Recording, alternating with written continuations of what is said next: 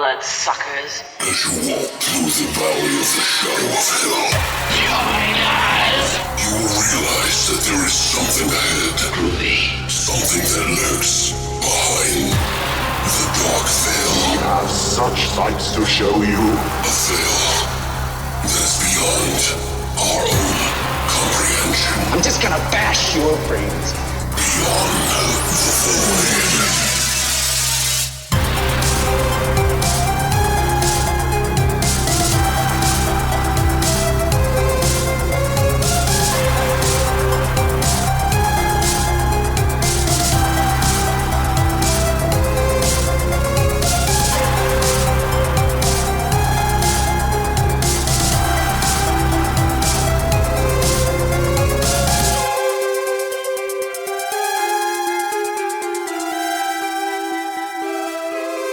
What's up, guys, and welcome back to Beyond the Void Horror Podcast. That's right, it's episode 174, and this week we're going to be talking about One Missed Call Trilogy. Ooh. By popular demand, apparently. It was either this or it was going to be Necromantic 1 and 2, which Christina, she tried to, like, we did a fucking poll on it. And she was trying to sway people so that she didn't have to watch it. People, I just yes, said you one totally thing. did. I just told people to vote for One Missed Call. That is people totally. People have their own minds. They can vote for whatever they want to. I'm not saying they didn't have their own minds, but you definitely swayed them. No, I didn't. You did. No, I All didn't. right. Well, she's going to watch it not this next week. We're going to have to skip on that next week, by the way, guys, because we're not sure Christina can actually join. We've had some other issues happening in the background, so we have to take care of those. Christina's going to take care of those things. I don't have time. So I'm going to try to find somebody. If I can't in time, then we won't have an episode next week, I guess. Time will tell. Yeah, I can't wait to find out. So it's always sorry. It always makes everything so wonderfully stressful when when I can't stay to my routine. I know. But me too. I hate it. If you guys aren't sure what One Missed Call Trilogy is, it's a J-horror, kind of like what they call Japanese horror from the early 2000s. Yeah, it was well, technically J-horror in particular was more popular between the late 90s and mid 2000s, but it kind of dropped off after that. It was like this craze, right, that a lot of people had in the horror scene because it was really different from the stuff that we were seeing, always usually with ghosts and stuff like that. But this one in particular just came out from Arrow Video, if you aren't familiar, and they actually put out this whole box set of One Missed Call Trilogy, so we jumped on it. Yep. She didn't know anything about it, right? I was just like, okay. I was like, we got to get this one. Maybe I regret it now. Maybe. Oh, all right. But yeah, so we're going to go over those, do some of that, and tell you all about it, of course, each of the movies. So this is going to be a little bit longer than normal episode, but we're going to trim it in some areas, like might not do a whole lot of trivia for the second and third film. Yeah, plus it was hard to find info on the... But we are going to break down the third film because it is just mind-boggling, that movie in particular. So, but yeah, so other than that, though... We have a giveaway. Finally, I know you guys are probably like, when are they going to... They're not going to do the giveaway? We're about 3 months behind. I'm sorry, it's my bad. It's not 3 months. I think it's only been a month and a half. It's been... The last one we did was in December. Was it really? Yep. Well, we've had a lot going on and we're broke. So Yep. I hope you guys understand. Yeah. I'm not trying to make you feel bad. But we got one now. Yeah, we do have one now, and we're going to scroll the wheel. You just tell me when to stop, Christina. Stop. And you can enter... Ooh, it's like right in between. Say up or down. Down. Okay. So we got a winner picked. You can enter the giveaway at longlivethevoid.com and just go to the VIP club and enter in your email address. Yeah, it's on the front page as well as under the VIP section, VIP club section. So it's really just an emailer that we send you guys out to let you know what's going on here at BTV and like what new things we have. We send out a 1 week newsletter that goes out every week with a new Monday. On Monday. To let you know what new episode we got out. It'll show you like what new videos we have up, just like maybe a news article, like all the stuff that you would find about us. And it will enter you in the giveaway. Right. So as long as you're entered into the giveaway, you can be a part of the giveaway and it's free. All you got to do is fill out your information. Although lately, I don't know what the fuck it is, but people keep trying to subscribe and they're typing in words like fork for country and stuff. And I'm like, yeah, no. And then it gets kicked out. So I don't know what's going on with that. That's weird. I've been getting a lot of those. And I'm like, dude, I don't know if that's like just a bot. I don't know. Anyway, so the lucky winner is... Drum roll. Drum roll. Laura B. from New Hampshire. Congratulations. Congratulations. Oh, Woo! I can say what you won. No, you can't say. No, I cannot say. It's a surprise. But there's a picture on the Facebook page. Yeah, you can look at that. Yeah. So if you guys are swooning after it and you want to win one yourself, we've had to cut back a little bit, guys, because we're not real rich, you know. We're not making money doing this, but we still want to give stuff out.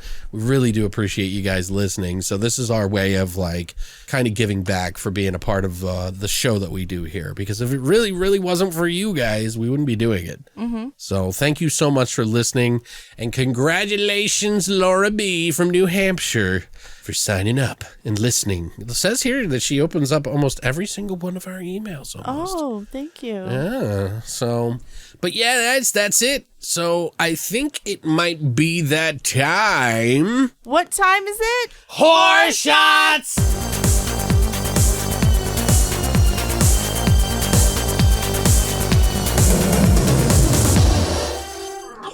All right, guys, so now we're back to do our horror shot for this week. Christina came up with this, and we're calling this a Mimiko. Mimiko. Woohoo! Which, you know, if you've seen the movies, specifically the first one especially, then you know who Mimiko is and her story. Mm-hmm. What is her story, Christina? What kind of ingredients are in her story? Well, half a shot of watermelon vodka. Yeah. A half a shot of Fireball. And then you put in a dum-dum, a cherry dum-dum that you're going to put into the shot, which mimics the candy that's in the movie that is very notorious with Mimiko, because every time someone dies, a little piece of candy falls out of their little beaks.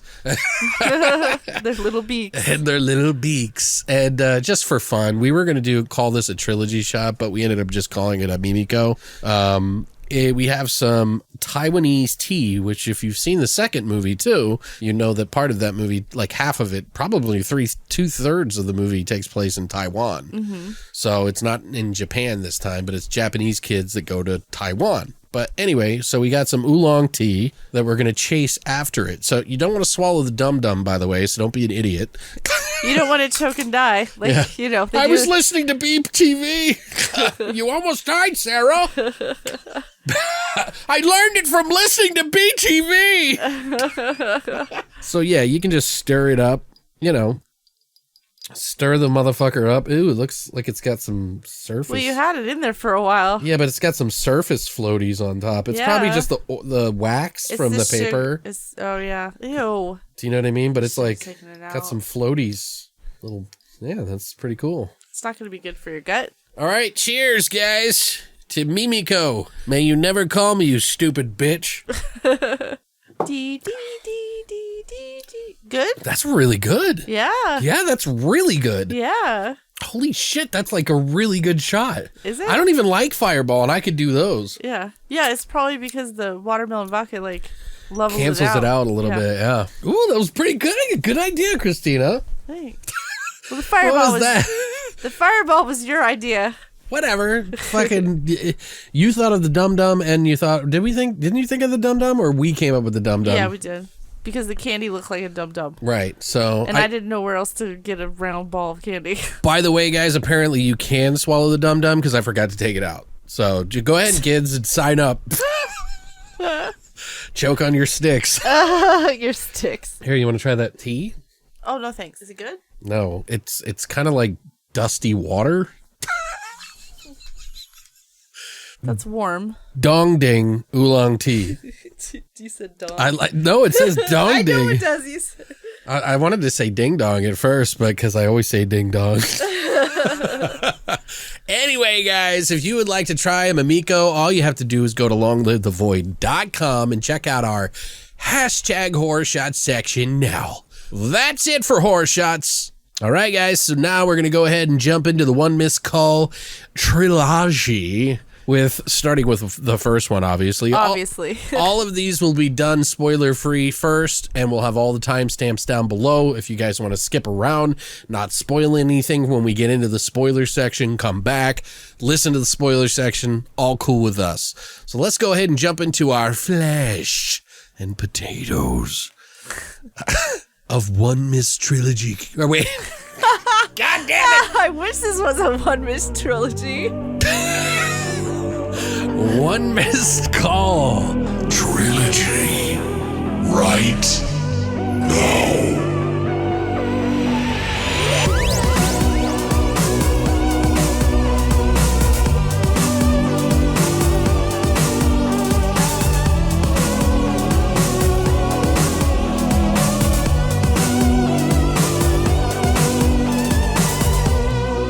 All right, guys, so we're back. Are you guys fucking ready? Are you fucking ready? Ow! Oh! Oh, poor Murray! He hit his head. I'm sorry. You need to stop banging on the desk. He's like, what did I do, You're gonna Dad? hit this desk one day and it's just gonna like Snap in half. Yeah, it is. Hey, And then man. you're gonna have to I'm passionate. duct tape it together. Anyway. That's why I strike him. I'm passionate. That's not good. funny. Don't strike my dog. It's okay, lay down. Dude, if I Lay fucking down. just raise my voice in excitement, he cowers in the corner. Like, I can't do anything. Anyway, so I did the work on this first one. So let's jump into it, bitches. So One Missed Call technically was made in 2003, but it didn't really come out until like January of 2004. Mm-hmm. It was also called Chakushin Ari, which means One Missed Call, I guess. The story goes a little something like this. People mysteriously start receiving voicemail messages from their future selves, foretelling them of their deaths. Foretelling them of their deaths. But yeah, so it's a modern. That was it? Yeah, that's it. That's pretty much it. Oh, okay. Yeah, they get this pretty cool signature ringtone, which, you know, is kind of cool. Like, it sticks in your head because they play it a million times probably. Yeah. Yeah, sounds exactly like it, by the way, Christina. Do That us a always tune, comes out. Christina. I was just diddling a dude. You were diddling? You were diddling tunes? Sounds dark. It's disgusting. Okay, on with it. Okay. We need to talk about this fucking movie. Okay, yeah, I'll try that. So I've mentioned this before, but we picked this up on Blu-ray from Arrow Video, which I think is pretty cool. I didn't see too much new stuff that was on there that Arrow in particular did, but it's pretty much just like what the extras were on all the other discs. But it's nice to have them in 1080p. It did look good, right? Mm-hmm. Like, if you're a fan of these movies, you're gonna be happy with the actual print of them. Yeah. So. The movie is directed, this one in particular is directed by Takashi Miike, who is one of my favorite directors in the world, been considered like the fucking Quentin Tarantino of Japan. Because he does crime dramas. Right. Which is big for Quentin, you know what I mean? But he has done a few horror ones, but he did the movies Ichi the Killer, Gozu, Audition, Fudo to the Next Generation, which is a weird one, As the Gods Will, Full Metal Yakuza, Bird People of China, Dead or Alive franchise, The City of Lost Souls, The Happiness of the Katakuras. Plus, he did an episode of Masters of Horror. The one that got omitted from the show. And you can only get it on the disc. Right. I remember that. It was called Imprint. Right. Yeah. I remember that. He's done so many more, but those are just like some of my favorites. Of course. This obviously is an adaptation based off a novel called Chakushin Ari by Yasushi Akamoto. Although I do have some trivia on that. It's not 100% accurate, but that's what I found out when I was doing the research. Fun fact, by the way, this guy is a Japanese record producer, lyricist, and television writer, best known for creating J-pop bands like AKB48 and the Onyanko Club. So, yes. Oh, shit. He did the Onyako Club? Yeah. Holy crap. Are you being serious? No, I'm not. I don't know this shit. I'm like, how the fuck do you know this? But it is also helped to write a screenplay by Manako Diarra, who also worked on the second and third films. Oh, yeah. Some of the cast, I won't go through all of them here. There's a lot of characters in these movies. There's a lot of characters, so and most of the actors, we're not going to recognize any of the other stuff they've been in. Right. Plus, we just figured we'd pick like the three most important ones. Exactly. So, some of the cast in this movie is Ko Shibasaki, who plays Yumi. She was in Battle Royale, 47 Ronin, Scarecrow. Oh shit, she was in Battle Royale? That's not one you make jokes about. I was. That's one that you should see. I like that movie. I've seen that movie. I'm like, what the fuck? I like that movie a whole lot, and I don't remember if we did it or not. Like, because I have part 1 and 2, and the second one's not as good as the first, but it's a good movie. I think you did it with Mike. Maybe. But she's also done Scarecrow, voice work in The Fist of the North Star, like some movies and TV shows, I guess, and another movie called Over Your Dead Body, which kind of looks interesting. I might want to watch that one. Every time I watch J-horror or any kind of Asian horror of any sort whatsoever, I always want to go down that hole and just keep watching them, because I just, it's like something that I don't get to watch all the time, and not many people know of it that well. Right. You know, some people do know of it. They're just like, oh, it's that formula. You know, but there is a like nuanced thing about it. You know what I mean? So, but we also have Shinichi Tsutsumi, who plays Hiroshi, aka Mystery Man. Christina likes to call him. Wait, what was the character's name? Hiroshi. That's his real name. Yeah. Okay. Mystery Man. Yeah, he was in Space Battle Yamato, a lone scalpel, not quite dead yet, non-stop, and he's doing voice work for the upcoming Yakuza game sequel called Like a Dragon. Oh, no way. I'm just kidding. I'm sorry. That was it. That's getting old. Please stop. My emotions cannot handle this. We also got Renji Ishibashi, who is the detective in this film. He was in Audition, Blade of the Immortals, Samurai Hustle 1 and 2, Kamen Rider movies, the Suyaki Western Django, The Great Yokai War, and more. So he's been in a lot of Miike films. Mm-hmm. The budget on this was $1.7 million, which is a U.S. equivalent of how much yen they spent, and it made roughly about $16.2 million at the box office. So it was a fucking huge success. Yeah, it was. That's why we got to see so many sequels, because they're like, fuck, you just made magic on $1.5 million? So, One Missed Call premiered at the Tokyo International Film Festival on November 17th in 2003. Its English title there, for some reason, was listed as "You've Got a Call" at the festival. So I wonder, like You've Got Mail. Yeah, I guess You've Got a Call. Yeah, it's just translated. Lost in translation. Yeah, that doesn't seem like a movie that you'd want to base it off of. No. It was later released theatrically in Japan on January 17, 2004, by Toho. So, Christina, what are your thoughts on this movie that you decided to pick for this week? I did not pick. The people picked. You wanted to watch this series more than the other. I just wanted to watch this more than the other one. So this first movie, I thought it was just okay. It was okay. What? It was, okay. It made me want to watch Final Destination or The Ring, the original Ring. Okay. It was kind of a blend between the two movies. I thought there were too many twists in the plot, which was kind of annoying, especially towards the end. You're laughing. I'm laughing because how far it goes. Right. The franchise. It goes, yeah. And then, but we'll get into that. I felt there was too much atmosphere for me. Too much atmosphere? I don't really understand what you mean by that. Can you explain it to me? I just meant, like, when there were scenes, like, when the thing was, like, hunting them down to kill them, and it was just taking too long to kill them. Oh. The atmosphere, in my opinion, is a good thing, regardless of how long it takes. I know that. But you know what I mean? Yeah. So, like, you're just talking about they took too much time. You needed it to jump on it right away. Yeah, they were taking too long. Okay. Sorry, I wasn't trying to give you shit, by the way. No, it's fine.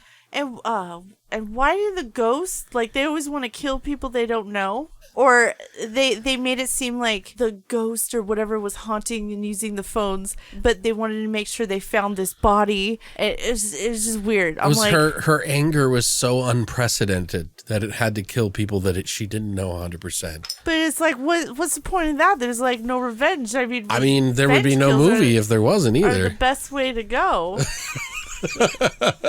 But I did like when they figured out like what was going on, and these news people or documentary people like came, right, TV show. Yeah, and they wanted to do an exorcist because they were one of those like fucking TV shows that are like kind of like exploiting kind of tabloidy TV show. They don't really believe it, so they just want to exploit it. Mm-hmm. And I like that how they were going to do an exorcism. They wanted to do an exorcism on one of the girls. I really like that aspect of it because it's like within the same realm, but it's like a completely different type of thing. But yeah, overall though, I just... What'd you think about the direction, like the style? Like, did you like the characters? They all seemed the same to me. I just thought it was okay. Really? So you didn't like the characters at all? Yeah, they're just meh. Okay. Huh. I understand why the thing wanted to kill him. Christina's a tough customer. Yeah, 5 out of 10. 5 out of 10. Oh my God. I can't wait to see what you gave the others. Oh my God. I bet -5? Is that what it's going to be?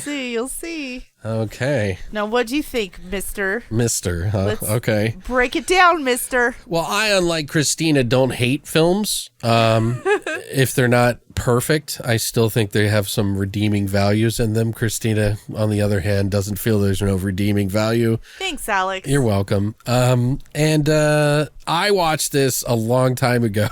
I'm sorry. I'm just teasing.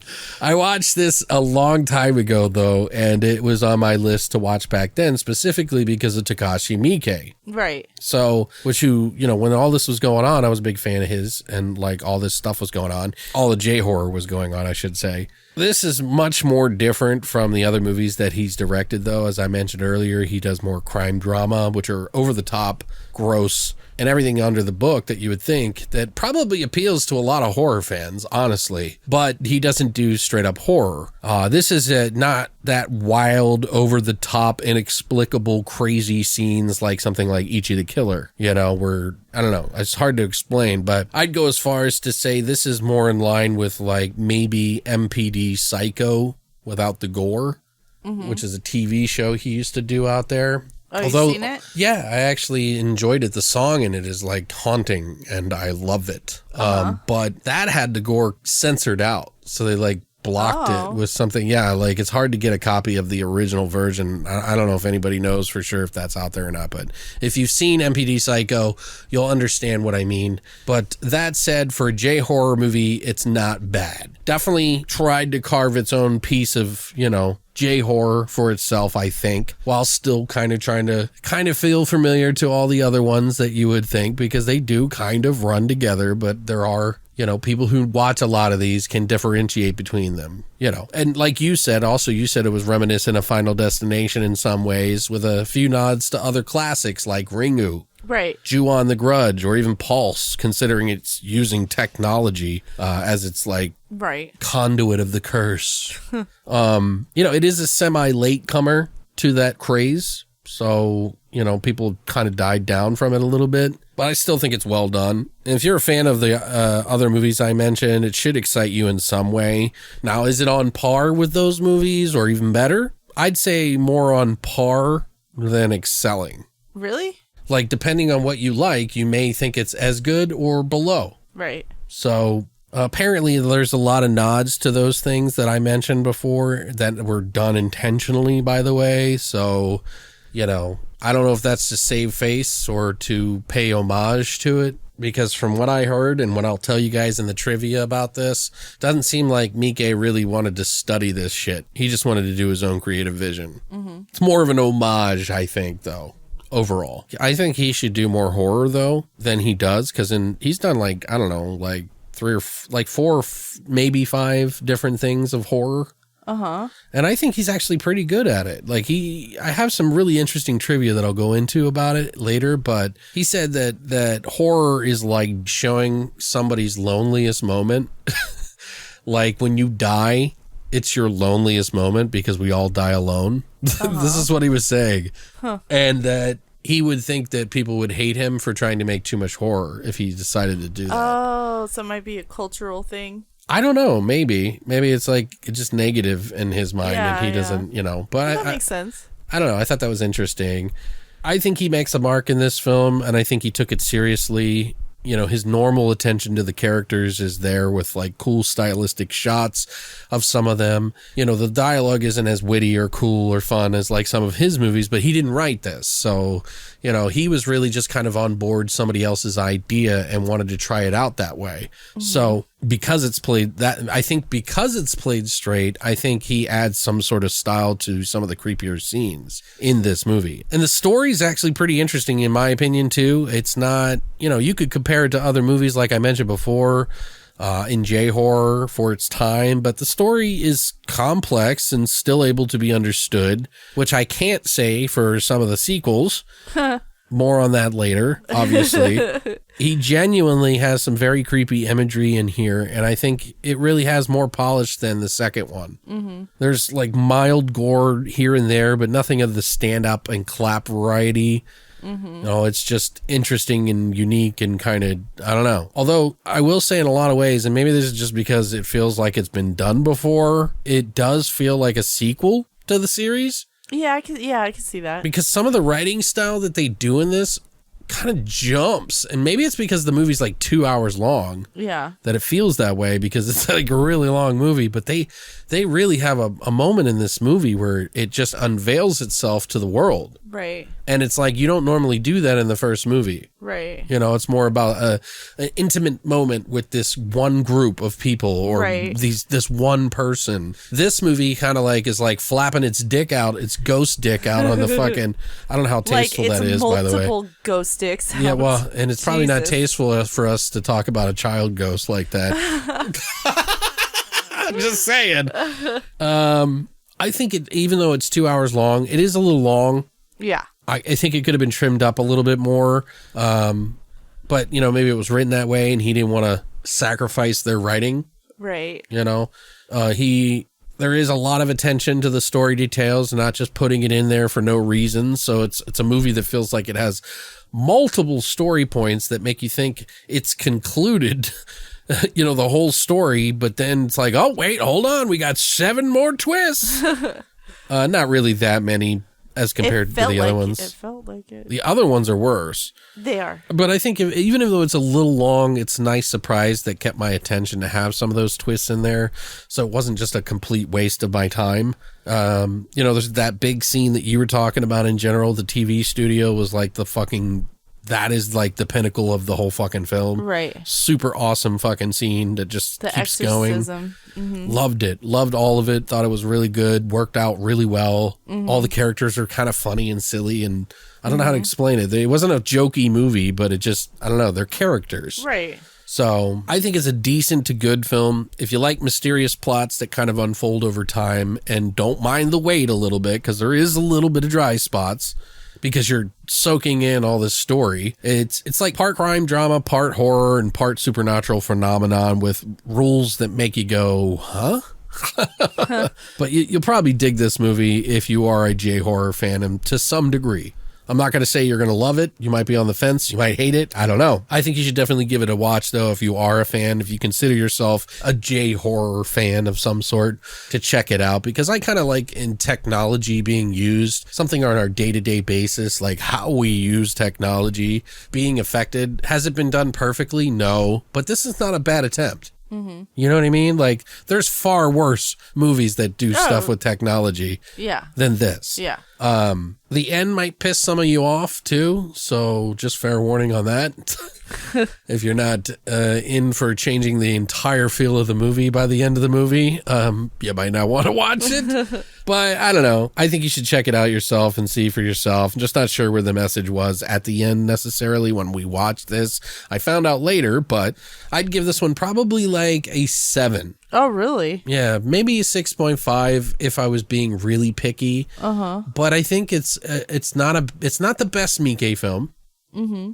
It's not the most notable. You know, it's not going to be in the top 10 or 15, but it is cool to see like his take on horror a little bit. It's not Audition, which is like a 9 compared to this. You know what I mean? I don't know. There's some things in it that I really like. Some of the touches that he gave it, I thought were really cool, even if it is a little Right. So, I mean, they only made it on $1.5 million. It's pretty good. So it's pretty impressive what they did with it, but I think it's a decent entry into the J-horror that lacks the glorious gore that I like, but, you know, it succeeds in other areas of creep and weird. Plus, the characters stand out to me, and I think that is something that Miike is really good at, is getting that out of the actors. Right. So, but yeah, so you said 5, I said 5. 7, maybe 6.5. I would say, well, we'll just say 6. Yeah, I might as well just say 6. 6 from both of us. She's like the opposite spectrum. She hates everything I like, and I like everything she hates. I guess. So I'm curious what you guys think, though. I mean, I know I've seen some people say mixed things when we talked about doing One Missed Call. I think someone said, oh, that whole fucking thing sucks, you know? And then other people are like, yeah, that was actually pretty decent. So it's like, I don't know, you're going to get a mixed bag of people, what they think about this movie, but I think this is the best in the franchise. I do too. So that could be saying a lot or a little. I do want to see the remake, though, of the American, not remake, the American version, the 2008. We didn't get a chance to watch that. Yeah, we wanted to try to watch that, but we didn't get a chance to because we didn't have time. Lots of stuff happened this week that we didn't realize. Unexpected stuff happened. Again, but yeah, I don't know. I don't think you'll probably love it. You'll probably think it's a 9 out of 10 because I don't like it. So maybe it's... Shut up. Whatever. Yeah, it's a horrible story, terrible movie. I loved it, Alex. I loved it. So I got some trivia on this stuff. So for those of you who don't want anything spoiled, you can go ahead and down to the timestamp section down below and skip to the next movie and listen to the spoiler-free section of that. We'll give you warnings for each of these, obviously, like we always do, but for you new listeners out there, here's your warning. All right, so the idea for this movie came from Yasushi Akamoto, who I mentioned earlier. He was at home one night and got a phone call, and it was on vibrate, and it was doing the like vibrating noise, and he just for some reason got spooked out by it. And then he didn't answer the phone because it kind of frightened him, I guess, and he just like thought, what if I took that moment that I had with that and turned it into a film?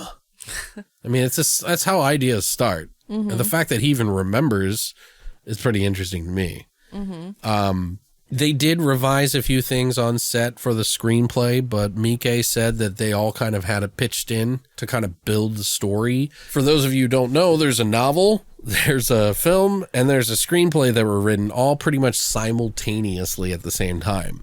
He said none of it was like an original screenplay or original novel or an original film because all of it happened simultaneously. So they were figuring out the story as they kind of went in some regards. I guess they worked on it together. And I guess you can kind of tell. No, I'm just kidding. Whatever. Well, I think you're being too picky. I just mean because of the twists at the end. Okay. That's what I mean. Okay. I wasn't being a dick. You know, but Miike did want to try to do something with somebody else.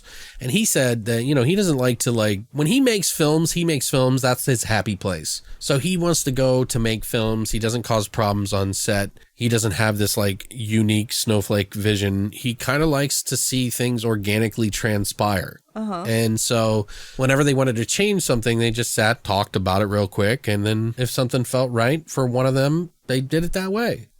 So they did. Otherwise, if he just did it his own way, it would be Visitor Q or Gozu, those movies he directed. So he was open to doing things completely differently and just to be in for the experience in general. So, and I mentioned earlier how I'd love to see him do horror films, right?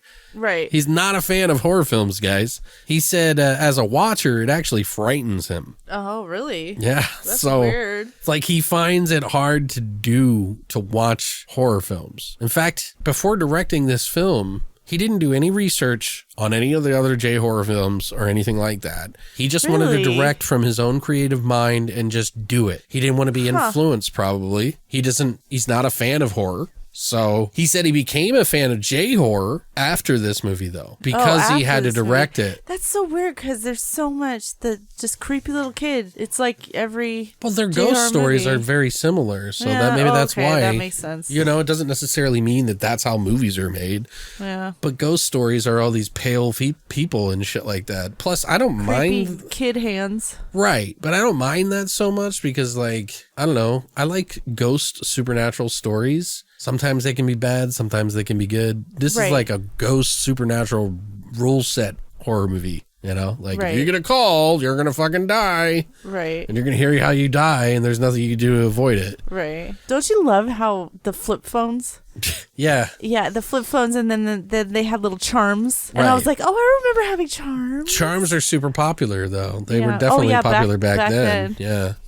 You know the Mystery Man? Yeah. Hiroshi character. He was the actor who played him. This was his first horror movie that he'd ever done. Oh, really? He did a really good job. I thought so too. I thought he would do more horror after this, and he only did just a little bit here and there. Oh. He probably didn't want to get like screen written that way, typecast that way. Right. Let me guess. He did a lot of TV.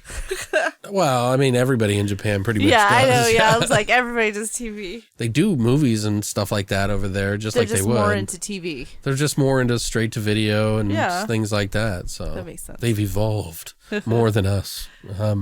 It used to be, though, back in the day. I don't know if it was in Japan, but I know some other countries, they charge it's like a gala event. Yeah. Compared to what we do. We go in there with our fucking shit pants. They get PJs. dressed up and shit. You know? In our slippers and PJs. Right. Go in there with a fucking smelly asshole. Yep. Every time. But for the hospital scenes, they used an old abandoned hospital. And they asked the girl who played Yumi that if she felt any kind of, like, she saw anything in the abandoned place. And she was like, not really. She said you could tell that it felt a little heavy and a little thick in there, so to be in there, but she never experienced anything out of the ordinary. Oh, well, that's a boring story. I know. She should have lied. Yeah, she should have been like, yeah, I got fucking... I levitated. Yeah. Something My head got slammed into a wall suddenly, and no one was around me. Some entity was trying to suck out my soul. Oh, I thought you were going to say something completely different there. Of course, you very dirty mind. She said that her favorite scene was also the TV scene. Yeah, it was awesome. It's awesome. That is a really good scene. That's why I can't get this like average scores, because I really like that scene. It's memorable. Yeah. I like when they, show their dick. That was my 5. That's where all my 5s came out of. Great. Okay. All five of my... You're right. I'm not saying you're wrong. I'm not saying anything like that. I'm just saying you're wrong. Just kidding. No, I don't know. I think it's going to be different for everybody. Oh, yeah, exactly. It always is. Like, it might be too slow for some people, so fuck it. But that's pretty much it for the trivia. I didn't want to go balls crazy about it because, we got a lot. We're going to tell some of our favorite scenes now. Do you have any early on that you wrote this time? I do. Do you want to kind of break down some of the typical stories so that we know what has happened so that... Yes. Without spoiling it in the end. There was a girl and she had a friend, and the friend had drowned. Yes. Right? So then, boom, she gets a call. It was like weird circumstances. Like, you find out later that she was murdered, they think, because it didn't make sense how she drowned. Right. And so, yeah, exactly. So then the friend got the call, and I think it was like 2 days later, and the friend was walking down a train path where there was a train, and she got flung into, like, just out of nowhere, she gets sucked up into the sky. Well, she gets pushed because you see the chain link. You see the chain link fence going one link at a time, and then she gets pushed through the fence. Mm-hmm. And so she ends up twisting and dying. And then one of my favorite parts from the beginning was her decapitated hand had the cell phone in it, and she started dialing numbers to the next victim. Yeah, one of the most terrifying scenes I think that I found in this movie was someone clipping their fucking toenails. Oh, the mother. Yeah. What the fuck? Yeah, they showed it like 3 times. Just even talking about it makes my fucking teeth itch. The noise. The noise from it click. Yeah, she would have these flashbacks to her mother clipping her fucking toenails, and then they showed them clipping it, and I'm like, are you fucking kidding me right now? Like, nobody needs to show people clipping their goddamn toenails. Oh, so that was one of your favorite scenes? No, I just wanted to mention it because, like, fuck you. So then the next girl gets the call, or the ring, and then, I thought it was Kenji. Kenji gets the call. Yeah, Kenji gets a call. And then they start putting 2 and 2 together that, it has something to do with these phone calls, right? Right, but Kenji gets pulled into the elevator. The guy, yeah. Like, he tries to avoid dying. He hears his voice say something, the same thing. Like, of course, because basically what you guys, if you're listening and you haven't watched these movies, if you get a call from yourself that says something that is in the future that's going to happen. And it's you on the phone. Somehow it's your death. Yeah, it's your death, and you're on your phone for some reason or whatever, and you die, and you're, like, caught saying something. So, like, if you tripped over some oranges, you'd be like, oh man, shit. I tripped over some oranges. It was a banana. Like, I feel like they could have played on that a little bit more. Like, totally the fear of looking for oranges and stuff, and instead of just panic. Yeah. Do you know what I mean? Yeah. Oh, I don't know what's going on. Right. Like they kind of do that in Final Destination, where they're like, he's like trapped in the room and he's like afraid of everything, and he puts like duct tape on everything so he doesn't die.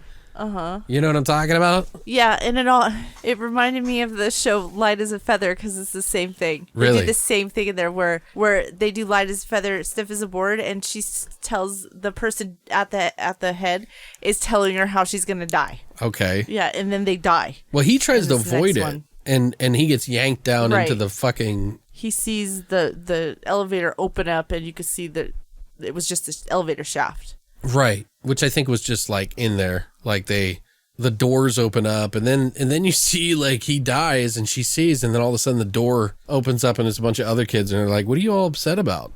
It was like 2 seconds later, yeah. What else? And then Natsumi get the call. Oh, Natsumi. That she got the call. Well, let's explain. Mimiko had a sister, and Mimiko's the thing haunting everybody. Mimiko had a sister, and their mother Marie was abusing the kids because of a mental disease called Munchausen syndrome. That's why this all started. So Munchausen syndrome is where the parent makes their kids sick because they get attention by being sick. They don't really explain this, but that's the gist of it. So one of the girls, Natsumi. Yeah, they figure out what's going on. So then the mystery guy comes along, because like his sister or something got the call and died too, and then they figured out that... Well, he's kind of like ghostly haunting them. You like don't know who he is. Yeah, he's just in the background. He's just always wherever the kids are, and it's like kind of spooky. Yeah, it's weird. It's like, what's the predator doing? Like as soon as the phone call happens, he's like in the shadows, like watching, like waiting and masturbating or something. Oh my God. That's what it felt like, he's like a creeper. But they finally get together, and then they discover that it was this mom and the two girls. Mimiko, they figure out it's the mom and the Mimiko and her other sister. But you're also Natsumi is the reason she has an exorcism is because she's getting interviewed by the fucking rag, the television tabloid fucking TV show guy about who's the next person? Are you the next person? And she's all freaked out and panicked. And then her phone actually rings. Yeah. And they're like, oh shit.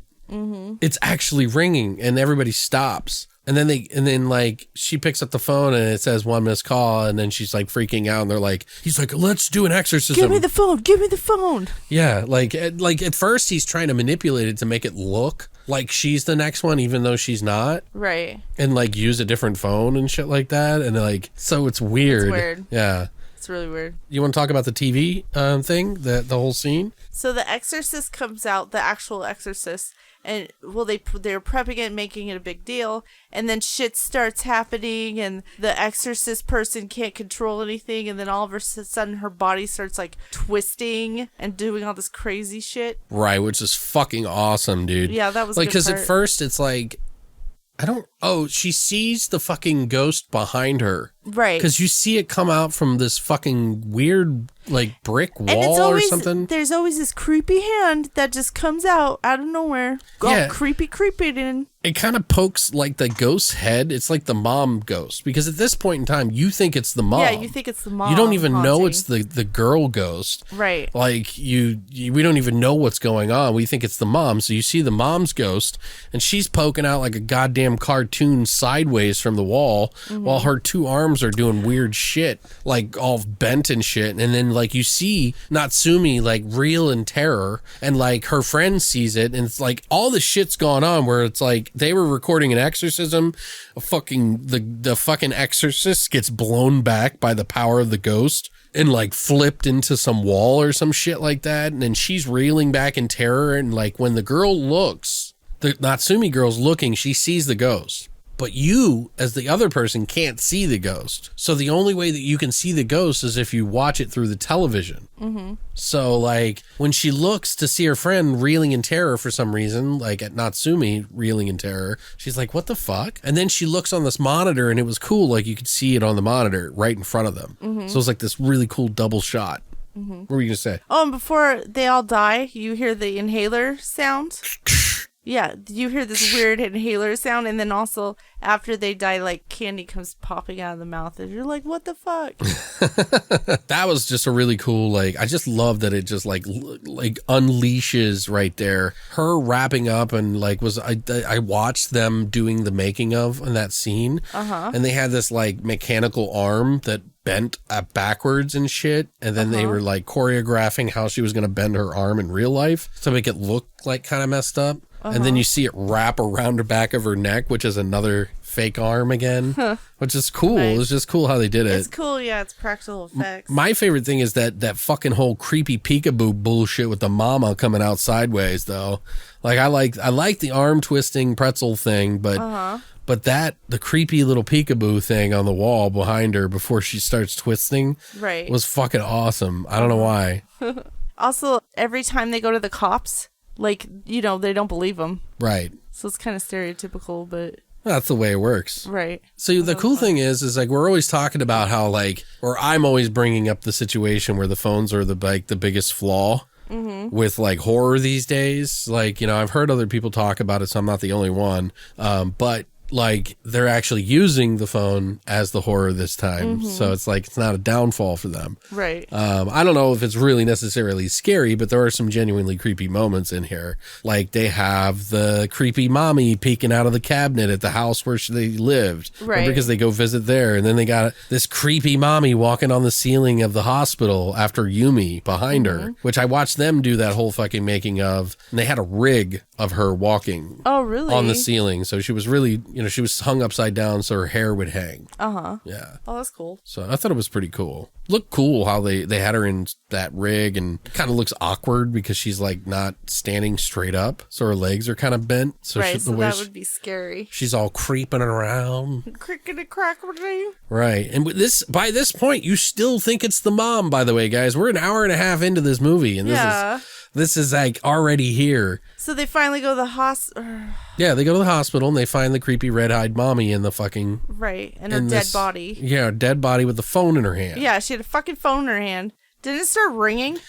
It did ring, and they took it out of her hand, and because they called the phone number back. Or they called because they figured out some person's phone. I don't know what it was. Maybe because they were doing some investigating and sleuthing about the kids of this mom who they thought abused these kids.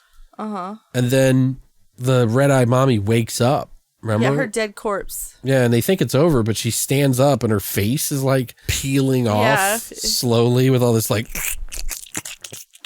noises for the whole fucking time. Which is a cool scene. I thought it looked really cool. Right. Now her whole body's like dripping, and like Yumi sees like there's this part where like the mommy's like going to kill her, and she's seeing flashes of her mom clipping her fucking toenails again. And it's like, ugh, stop. But then, you know, like it's flashing between the red-eyed mommy with Munchausen's disease or syndrome and Yumi's mom, and then she just finally gives in, and like she's like hugs the fucking disgusting corpse that's like sticky and gross, and she's got all this blood on her chin, and she's like, I won't leave you, mommy, I'm sorry, and she hugs that dripping bitch like it's like ugh. And then doesn't she have like a flashback, and then she sees why, like, what happened? Yeah, what happened. Right. And the little sister was standing there, and the big sister she had a knife in her hand. Didn't they find a tape on her or something like that? And that's how they found out?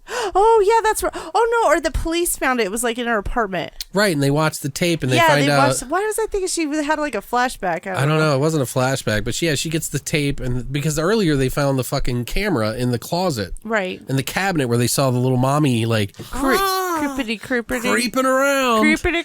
Because she sees it up there and they almost get scared, but then she goes up. She's like, oh, it's leading me to it. So the mom was actually haunting them. Right. But she was trying to to help them. Yeah, she wanted to let him know that it was the daughter. Right. It was the older sister. And the mother let the daughter die because she was having an asthma attack, and that's why. You missed something, though. So in the videotape, it shows the mommy left the videotape on, or left it on intentionally to see what was going on, because her daughter kept getting hurt and she couldn't figure out why. And you see Mimiko go to fucking cut her little sister's arm. She's like, it's okay, we'll make you better now. We'll take you to the hospital and everybody will care about you. And then the mom comes in and sees it and she's like, it's you that's been doing it. This whole time it's you. Mm-hmm. And she goes to take the little girl who Mimiko's cut her arm, and Mimiko, that's when she's having her panic attack, her asthma attack. Sorry. But yeah, she just leaves her to die on the floor because she cut her daughter. Yeah,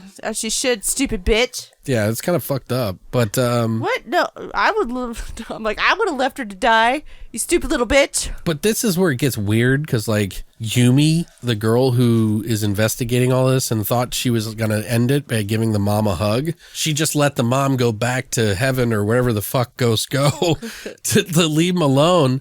And then Yumi gets possessed by the daughter and stabs her friend in the stomach. Mystery man, Hiroshi, and says, let me take you to the hospital. And you see him give like young dying Mimiko her asthma inhaler in this like moment, which is really weird. Like she was helping, because you're like, oh, okay, so now the curse is going to go away because she's like helping the spirits and blah, blah, blah. Right. And this is the very end here, but they then the next scene you see is him waking up in the hospital, and Yumi is standing beside him holding a knife behind her, and she kisses him and then drops a piece of that candy that's in everybody's mouths, and then it's like stupid. They smile, and then she stabs him again or something, and then they see the same blue sky, because they said that earlier. Yeah, because the mystery man's sister who died said that to him, that we all share the same sky, or we have our own sky. Oh, whenever we die, we have our own sky, or something stupid like that. Separate sky. A separate sky? We all have separate sky.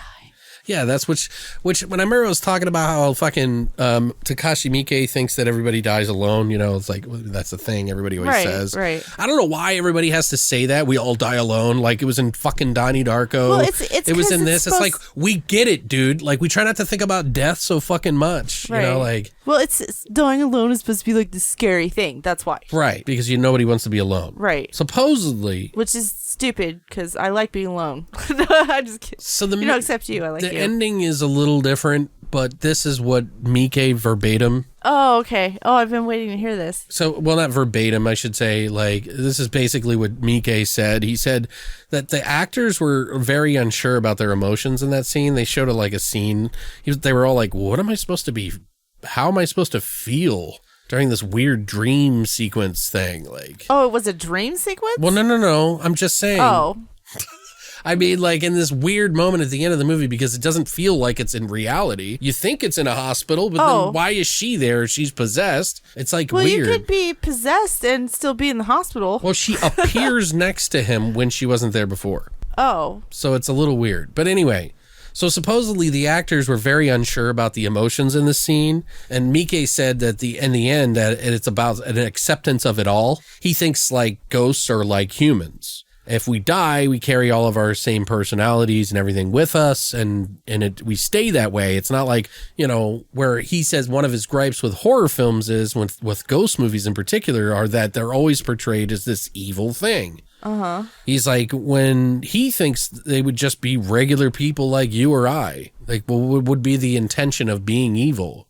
Oh, okay. Do you see what I mean? Uh-huh. He said, so the characters at the end are just people, even if they're vastly different from one another. They've come to terms with their acceptance of life. Uh-huh. Her being a murderer or accepting hate or being possessed, and then him just accepting death, I guess. Uh-huh. So he said, which to him is a happy ending, by the way. It's almost like Richard Stanley when he says some fucking like insanely morbid thing that is so beautiful that you can't dislike it. You know what I mean? Also, there is an alternative ending for this movie where it has this weird candy drop in the mouth scene with the girl in the hospital and stuff. But instead of her stabbing him and smiling at each other like idiots, it cuts to the exorcist guy who was doing the exorcism on the TV show with Natsumi. Uh-huh. And he was sitting in the office. Yeah, he was like sitting in an office on a phone call, and then all of a sudden he gets one missed call on his phone. And he goes over and checks it out, and he's like, hears his voice, and he's like, oh, now I'm going to die. And then he says it directly after it, and he's like, oh, now I'm going to die. And then all of a sudden something falls from the ceiling, and they drop like a fucking metal fucking tub on his head. Like, what was that all about? I think that metal tub, it was like the lighting, and they didn't finish the thing, so. Yeah, you're probably right. Like they didn't finish the film. Yeah, because why? So why it's going to put be it like through? something from the ceiling that they didn't have at the time, but they want. Yeah. What the fuck is that? The fuck, Alex? Christina. Is that's not my phone? It's from me. Oh shit, bitch! You're gonna die, bitch. Wait, hold on. Listen to it. Well, shit. I guess it says one missed call, and I should check the message. Ooh, spooky. We're all gonna die, Christina. Let's listen to what it says. Let's see what it says. Does it say one missed call or just? Yeah, it says from me. Let's listen. Anyway, so we got another movie that we're going to talk about, the second one. We'll try to make this one quicker. Is that a sign? Yeah. Is that a sign we need to move the fuck on? I don't know. Anyway, so we got another movie that we're going to talk about. The second one. We'll try to make this one quicker. Don't die. All right. Okay. That was clever. Anyway, yeah, we just thought we'd have fun with that, guys. So anyway, we do have another movie, though, a second movie in the franchise. And it's called One Missed Call 2. Okay. Okay, Alex Jesus. didn't die. All right, One Missed Call 2, 2005. And it's about a Japanese restaurant cook/owner dies after answering his daughter's cell phone. Oh, yeah. Twisty. Twisty, yeah. Other people are getting the same strange ringtone calls as well and dying painfully. It happened. Yeah, like me when I was watching it. It happened in Taiwan as well. Can the police stop it if it's a ghost? Question mark. No, I'm just kidding. Yeah. The tagline for this movie, and I think this is the only one that had a tagline. I looked. I thought the other one was, what was the other one? Oh, I don't know. I don't remember if there is one for the first one now. Oh, okay. Well, this one is asobo, which means let's play. I don't know why. Wasn't there one, you don't want to miss this call or something stupid like that, or? I don't think so. I know the next one, there wasn't one either. It was just this one I found. Okay. But anyway, this movie was... Evil calls back. That's what they should have called it. They should have. Are you sure the remake didn't have a tagline like that? I don't know. I could have sworn there was one that like there was one for the first one, but I guess we don't remember. Anyway, this one was directed by Renpai Sakamoto. He's mostly directed stuff in TV, of course. He did direct a movie. Oh, here it is. It's the first one is Death Cannot Be Put on Hold. Oh, okay. That's what it Death is. That's Cannot the Be Put on tagline, Hold. yeah. That's good. Yeah. Okay, and this one's is Let's Play. But he did direct a movie in 2004 called Ghost Shout, which is about a ghost negotiator. Sounded interesting. And of course, this was written by Yasushi Akamoto. Right, and the other guy. And this one, Minako Daira. Mm-hmm. There was a shit ton of people in this movie, but two of the people you might recognize is Renjai Ishibashi. He has been in 354 films. Yes. Renji Ishibashi. Yeah, we already talked about that one. Oh, we did? For the first movie, yeah. Oh, okay. And Haruko Winabachi. He played the boyfriend. He was in Age of Rebellion from 2018. The Truth About Jade and Sam, and Chuhang Chan-kyu. Good luck on that. I could not find a budget for this movie. No, there is none. Alex, Yes. what did you think of One Missed Call 2? Okay, so just to make sense of this, like, you kind of said it in the story, but 1 year later, and Yumi is missing. The detective, who is Renji, who didn't believe, is now obsessed with it. And there's a new journalist on the case, too. Plus, it spreads to Taiwan, like you said, not just to Japan. So it's like over both. So after seeing the first one and being, somewhat pleased with the first one, I was ready for what the franchise could offer after that, after Mike's take. I didn't expect it to be anywhere near as good as his, and I'm sorely disappointed. Oh. It's okay. I won't sugarcoat anything here. The movie brings back one good character, which is the detective, which he is underutilized. Totally. One of the best characters in the first movie, who could have really just led the film. But they, of course, wanted to do the teenagers thing because they're always on the phone. And it makes sense. I get it. I get why they did it. Same writer, obviously they understood the vision for this film. You know what I mean? But it just didn't feel right. It didn't beat the first film. And I feel like they could have made him the main character, but they didn't really. Not their fault for not seeing my vision, but I'm just saying, I would have been infinitely more interested in his character and being involved in it and teaming up with somebody. Right. Because if it was like him and the journalist working together to solve the mystery, it would have been kind of cool. But this one's all over the fucking place anyway, compared to the first one. That one's a complex story, but easy enough to follow. The characters I didn't care for, really. And the love interests that they make in this movie don't make much sense. None. No sense. Even though they all go through the fucking ringer, you'd think it could have been easily laid out, but no. Nope. It's hard to follow, so pay close fucking attention. There's not really any, I don't want to say any, there's not many cool scenes in this film for me. Plus, they cheapen the ghost a lot. Right. Like, it's some silly, happy little girl with face paint on instead of fucking some creepy lurking thing around corners or discreetly hidden in the film to kind of set the atmosphere for you. It's like we got in the first one, you know what I mean? Which was really good, in my opinion, in that regard. Which, I don't know, it just took me right out of it. Seeing this playful girl, hee hee hee, yay, I'm swinging my legs. And she was directed that way. But it just didn't feel right. Right. It's just super unfortunate. It's not the worst movie I've seen, but I'm not really spoiling anything when I say this. But the tie-in to the first is pretty fucking weak. Yeah, it's very weak. They twisted it. Right. They opt for a new-ish curse. Yeah. That is connected somehow. It's not really explained that well. And it really kind of ruins this one, in my opinion. It tried to be too clever without letting the audience know. And there's obviously some, subtitles that we need to read. If you're looking away, this is not that movie. You have got to pay. Yeah, you have to pay close attention. You cannot look away. You can't fucking eat food. You can't drink, pause it frequently, okay?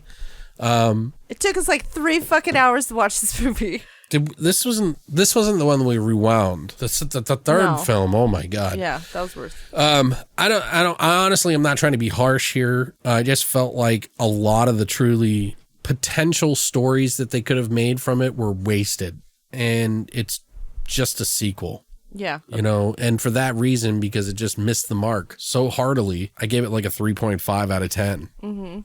And I hate to say that because you hate giving that low scores. I don't like giving low scores if I don't have to, but it's not one that I would watch again. The only reason it's probably 3.5 is because I might watch it again when watching the franchise again in the future in 2-3 years or something, when I'm in that mood.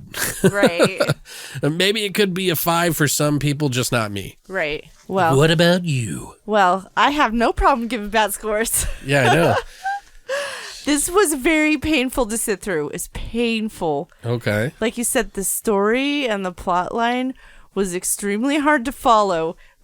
I had to make a flowchart. And I still think I don't understand what really happened. Yeah. I think I still have a problem, trying to figure out what was going on. Yeah, it is very muddied. It's like because they don't really explain the whole, I don't want to, there's two different curses, so they don't really explain. They're trying to muddy the story so that you are confused, but it ends up making the viewer hate the fucking movie rather than be interested in the movie. Well, I think what they were trying to do is they were trying to take the curse from the first movie, and they're like, oh, it's older than that. They think people pay too close attention, and they don't. Yeah, no. I mean, granted, this second one was a big sequel. A lot of people liked the first one, but I'm sure a lot of people were like, does it have enough fucking story to really make a sequel? Right. But I liked how they did go to Taiwan, so I like how they did go to another country. Okay. I liked the abandoned places they were running around. Those shots were really cool. Uh-huh. I did like how the deaths weren't dragged out like the first movie. Okay. You know what I mean? See, that was the negativity for me. Like, it was just like cheap. See, we are It was very cheap, like how they killed people in this movie. It was laughable. But if you weren't confused by the first movie, you definitely will be confused by this movie, and it was just horrible, and I gave it a 2 out of 10. 2 out of 10. 2. It's fucking... I gave it a 3.5, so that's what? Ridiculous. 2.75 between the two of us? Pretty bad. Did you find any trivia on this? I mean, yeah, I found some. I mean, it's not a lot. It's kind of interesting, though, because, and this is the spoiler territory, guys, if you don't want it spoiled. Honestly, I think this movie's kind of a waste of time a little bit. Yes, let's talk about it. It's not 100%, and maybe it's a 5 to you, and you loved the first one. I'll just put it this way. If you loved the first one, and you think it's, anywhere between an 8 and a 10, the sequel should be sufficient enough, even though it'll be worse than the first one. Right. So if you thought of it as a 10, it'll probably be the first movie. I mean, it'll be a 5 or lower on this one. Do you know what I mean? It's just going to cut it in half. Mm-hmm. But there is some pretty interesting trivia in here. So if you don't want anything spoiled, I won't say anything. A lot of this isn't really spoiler territory until we get to the scenes and the spoilers discussion that I want to get into. But the movie was shot in a mining area in Taiwan where a lot of people died from a mining explosion. Mm-hmm. So it had a haunted history. Right. The lead actress said that she felt a presence and heard digging in her ear when she woke up one night. Huh. And someone saying something in her ear, and she thought she heard a voice, but she says she may have been a little tired, and she wasn't sure if it was her or not in her imagination. Uh-huh. And I'm like, that was not you. The co-star, the lead actor, who's the love interest, also said that he also experienced something in Taiwan with a woman with long hair. And he said he was really fucking confused by it because he saw her walk past him. Uh-huh. And it confused the shit out of him. And he sort of just wrote it off. What? But he said he can't get rid of the pictures in his mind of that moment. Oh, was it like a ghost? He said he saw a ghost. I was just thinking some lady walked by you. No, it wasn't. Cares? He said it wasn't there afterwards. Oh, so it faded. So it was a ghost. He said he walked by him and then he turned and she wasn't there. Well, he needs to sage that shit. Yeah, and I was like, ew. But he also mentioned that the coal mine where they shot was very scary, and he said there was just something really off about that place. A lot of people died there in the past. Right. It's it's thick. going to be heavy. Yeah. But apparently the whole cast and crew, they actually went to some sort of shrine to get purified before shooting. Uh-huh. And even got a lucky charm. He said at least he got a lucky charm, I guess. And then when they went to Taiwan, so before they got shooting, they went to the shrine to get purified to make sure that they would have all the best luck, all this other shit. And then afterwards, when they went to Taiwan, they were given another lucky charm as well, which he said that he kept both the lucky charms in his pocket at all times with so one was with it was just a charm, and one was just a letter with money in it. Oh, okay. Meaning to make the movie successful. Oh, you know what I mean? It didn't work. Yeah, well, he didn't die, so I guess that's a good thing. One of them, 1 out of 2. Plus he celebrated his birthday on set during the mining of the coal mining area. So they celebrated it there. And the other thing is because they were in Taiwan, they had to have some of the actors and actresses speak 2 different languages. So some of them were struggling with the Taiwanese, accent or dialect from Japan and stuff. So they had to do a lot of the scenes over and over again. They showed like one guy and he was like, hold on, I got it. Sorry.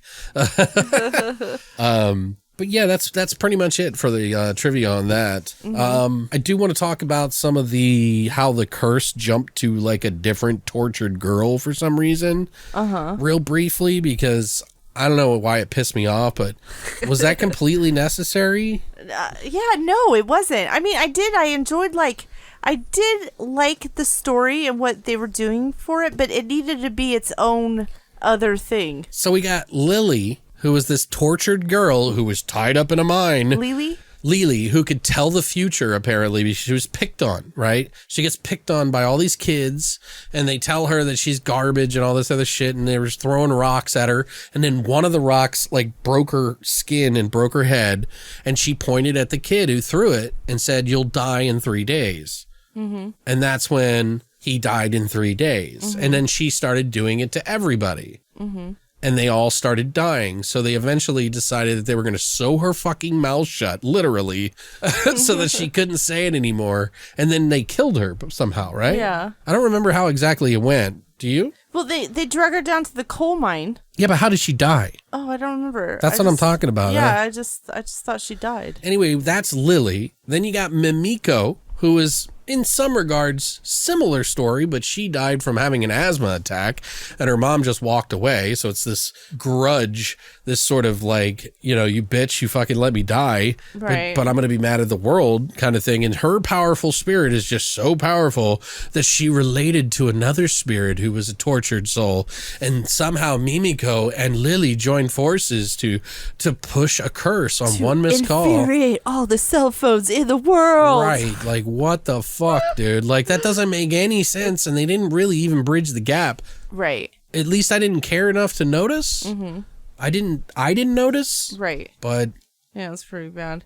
I will say though, the beginning part was good. It sucked me in because it was twisty, but it was different because the restaurant owner, the dad, answered his daughter's phone and then he died, where it should have been the daughter dying. So it was weird it could transfer from one to whoever picked up the call. Right, they changed the rules up a little bit, which is kind of cool. And they also added the picture element to it, so the picture would come up on the phone. So like you could see technology kind of advanced. Well, they had a picture in the first one too. On the phone? Yes, yes, they had the one where the girl was standing. Remember, because she saw that creepy mommy thing behind her. Oh, that was through the phone? Mm-hmm. Oh, I don't remember. She kept seeing that video, and then every now and then the mom would come out of behind that corner until the TV scene where it actually happened in front of her. So it was like foretelling her death in the future. I thought they saw that on the video camera. Yeah, they did, TV. But they also saw it on on her phone. On their phone? Oh, okay. Right. So they sort of did that, but the only new thing is they'd never addressed the issue with if someone else answered your phone call, would you die? Mm-hmm. So the curse passed on to her. So I don't know. I guess it's kind of cool. Some of the deaths in this one too were just meh. Yeah. It was just like felt rushed and like didn't feel like they didn't even bother to put like fucking effort into the deaths. It's like, or it was the like, little girl, like they would show a shadow and and that was it. Well, they didn't put makeup on the arms of the little girl and shit when it was like scenes when they were grabbing her. Whereas in the first one, like her arms was visibly different than everybody else. Right. So creepy hands. When they have that arm over the shoulder kind of thing, when that was happening, it just didn't. I don't know. Like they had that girl. What is her Madoka? Whatever her name is, Madoka. She gets twisted in the shower, and coming off the back of the first movie where the girl's in the TV station and she gets twisted in a pretzel. This was like really paled in comparison. Yeah. The only thing you get to see is her legs sticking up unnaturally while she's hunched over in the shower. Mm-hmm. Which was kind of cool, but it's kind of cool. They didn't show the transition. It was just like an afterthought. Yeah, again, shadow. Look at my leg. She had her tongue sticking out too, which is okay, I guess. So stupid. I would assume that this was made on a lot less budget. But maybe because they went to Taiwan, it costs more. Oh, that could be. And because the director must have just wanted this in the coal mine so bad. Yeah, like it's going to be worldwide. We're going to build this so it's going to be worldwide, guys. Right. I'm trying to see what other scenes. The journalist girl had a friend in Taiwan who also had the same thing happening in their town. Right, wasn't that her husband or ex-husband or Right, something? but there was no candy in the mouth. There was fucking dust in the coal. lungs. Yeah, coal it was in the coal lungs. in the fucking lungs, which was stupid. Yeah, like, ugh. But you could tell it was because they were trying to distinguish between the cursed children, like it was just dumb. Yeah, and Lily's not scary at all. No. I'll take Mimiko over. Well, yeah, because she's smiling with her mouth sewn shut. Right. Yeah, it's dumb. I don't know. Ugh, can we just go to the next one? No. There was a scene where Lily shows up with a needle to Kyoko. God. Like and she's like, "Hi, play with me." Which later that fucking needle becomes like a fucking sword and is like shredding rock and wood all around him. Which was kind of an interesting scene. Like in the mine, you could tell it was a set, but it was in this mine. And like he's like screaming as it's like slashing the rock and the wood around the support beams of the rock. It was just kind of silly. I don't know. He was like cutting her friend Naoto. That was his name. Naoto is the love interest guy. Yeah. Oh, the boyfriend guy. Right. And there was that scene you said that you thought she was creepy in that scene. Oh, yeah, okay. And the little girl was standing over her with a fucking needle. Yeah, and who was it? Somebody walked in and they were up high. And yeah, it was creepy because she was just sitting in the chair and then the little girl was behind her with a needle, and the little girl was really creepy right there. I didn't think so, but you did. I did. Why you have me on here? It's so funny that you've actually talked more highly about this movie than you did the first one. Oh, the other one? Yeah, you talked more in depth about this movie than you did the first one, and you gave this one a lower score, which was weird to me. I think it's because, and I'll probably talk more about the next one, because we watched those movies, we watched 1 and 2 back to back. Mm-hmm.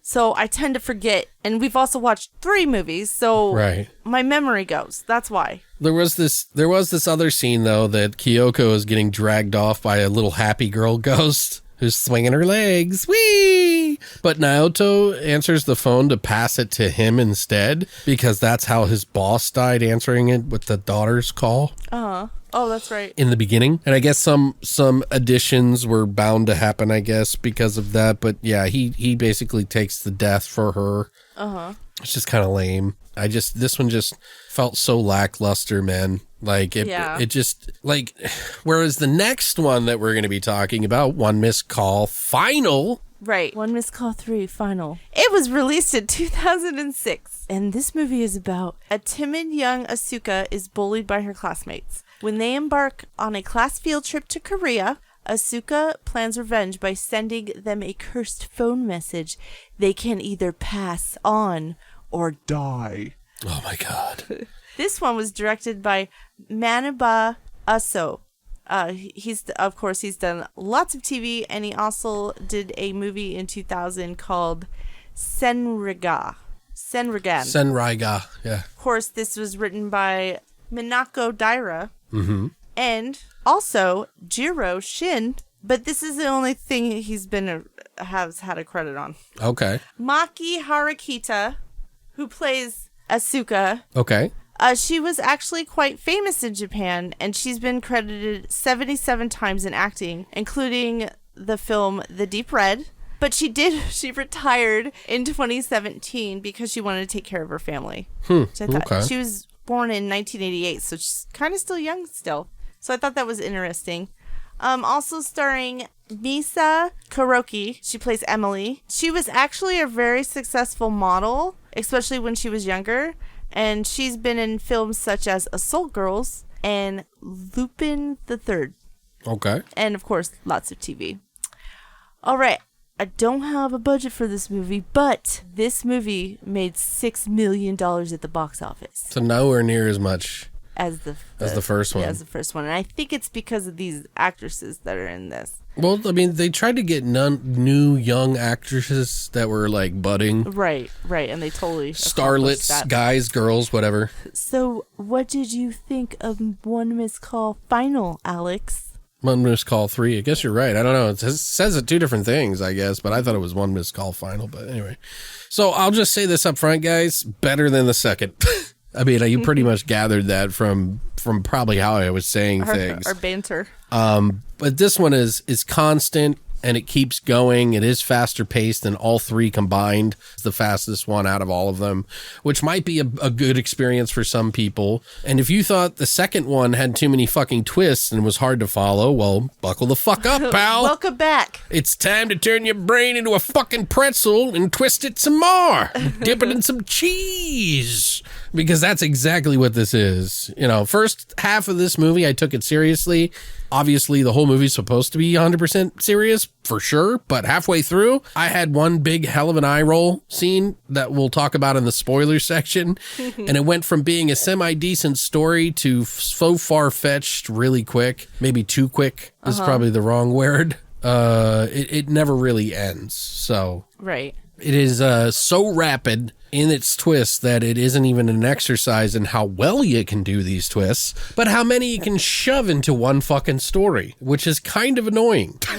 But because it does this, it also makes it kind of endearing and weird and fucking kind of fun to watch ridiculously because it is fast paced. So it's not a hard watch like the second one was, which is slow and boring, and the twists don't make sense, and you don't care about the ghosts. You're not even creeped out. Where this one actually kind of brings it back a little bit. I think it's pretty fun. It is fast paced compared to the rest, but if you blink or even look away from the screen once, you will be completely, absolutely, 100% fucking lost because they are doing so many twists that you will lose out. So you either watch this almost 2 hour movie 100% without looking away or blinking, or you miss out. Right.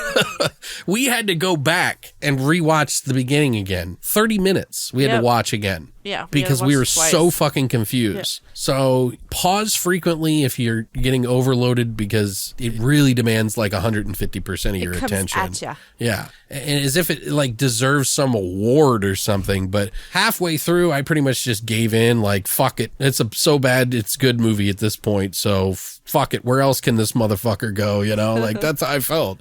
But at least it was entertaining more than that one. That's twists, man. And maybe that might be some sort of amazing thing to some of you guys. But a lot of these twists were just meh, like really bad. Like I didn't care. Again, yeah. But it's ridiculous in a good way. There is some gore too in this movie. They have mangled bodies in this one. Not nearly as good as the first one as far as that category goes, but way better the second, in my opinion, in that regard. Still, I think it lacks the gore punch I really wish I could have seen. Like, it's still weird and has a couple of cool moments. I just feel like if these movies really went for it instead of kind of keeping it all feeling like a PG-13 film or made for teens, like, it could have been way more enjoyable. Like, this whole franchise. Like, after the first one, they just laid the groundwork of the story. All they had to do is go batshit fucking crazy. Like, an example of a fucking Japanese anime sort of straight-to-video live-action manga thing is Tomie, which I think is way better series, and that one suffers a lot from some confusing shit. At least Tomie did it in some weird ass shit that warrants some rewatching it, even if it's a little jumbled up. I like the first One Missed Call on this series, though, probably because Miike actually gave us characters that we care about. And it's a real shame that this franchise could have gone somewhere pretty creative and like distinct and different and been interesting if they really got ballsy with it, you know? Like, I feel like they could have like infected people and infected other people or just done something different instead of sticking to the stupid phone thing. They just do the typical Japanese thing and go off the fucking wall. You know, like, it could have been really cool. So they do the similar thing again. They bring it back to another tortured story about another girl with another tortured story who some bad things happen to, and then that curse brings and makes the Mimiko curse like attached to it again. So we're back in that fucking thing. But back in that boat. I'd give this one though probably like a 4.5. It's below average in some regards. Right. But it's like also kind of enjoyable, so I wouldn't mind watching this again. Like, if I were to watch this franchise again, I might even just skip the second one. Right. And just watch 1 and the final. And 3, yeah. Yeah, because it doesn't really matter. They don't connect them at all. Not at all. They don't connect the second movie to the third anyway. Yeah, so. they didn't even mention the second one. It's so funny. And I think 2 and 3 really suffered from a budget, I think, because they wanted to go to Korea and fucking Taiwan. I'm not sure if someone was just looking for a vacation and they wanted to go. But honestly, I think it would have been better served if they just kept it in Japan. Right. And fucking saved that money to use it for stuff that they could have put into the movie. Right. Like, it didn't need to be in a mine. They could have figured something else out. Yeah, this one didn't need to be on a boat. Right. Yeah. Like, I'm just glad it's better than 2.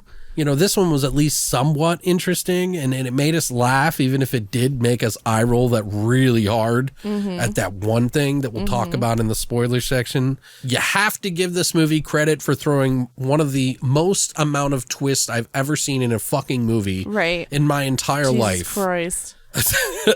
I'm pretty sure this is the most I've ever seen in a movie. It's almost distasteful that they did it that way, but it pushed it into ridiculous kind of fun. So I'm not sure why all these movies felt the need to be 2 hours long each, but it's just way too much. It is too much. It's like, it's not Shakespeare here, guys. Let's just bang it in, bang it out. You know what I mean? Like, they're all like, well, Mike made a 2-hour film. I guess I'll have to make a 2-hour film. And it's like, no, just make an hour and a half, like a normal movie. Right. It's not that fucking much, you know, but anyway. What about you? Oh, in my order in particular, obviously, you know, 1, 3, 2. So what do you think, Christina? I thought it was confusing as fuck. There's like 50 fucking kids in this movie. And I have no idea who is who. Yeah. But I did like how rapid all the kids started dying. Right. You know what I mean? And the human element to the curse killing people.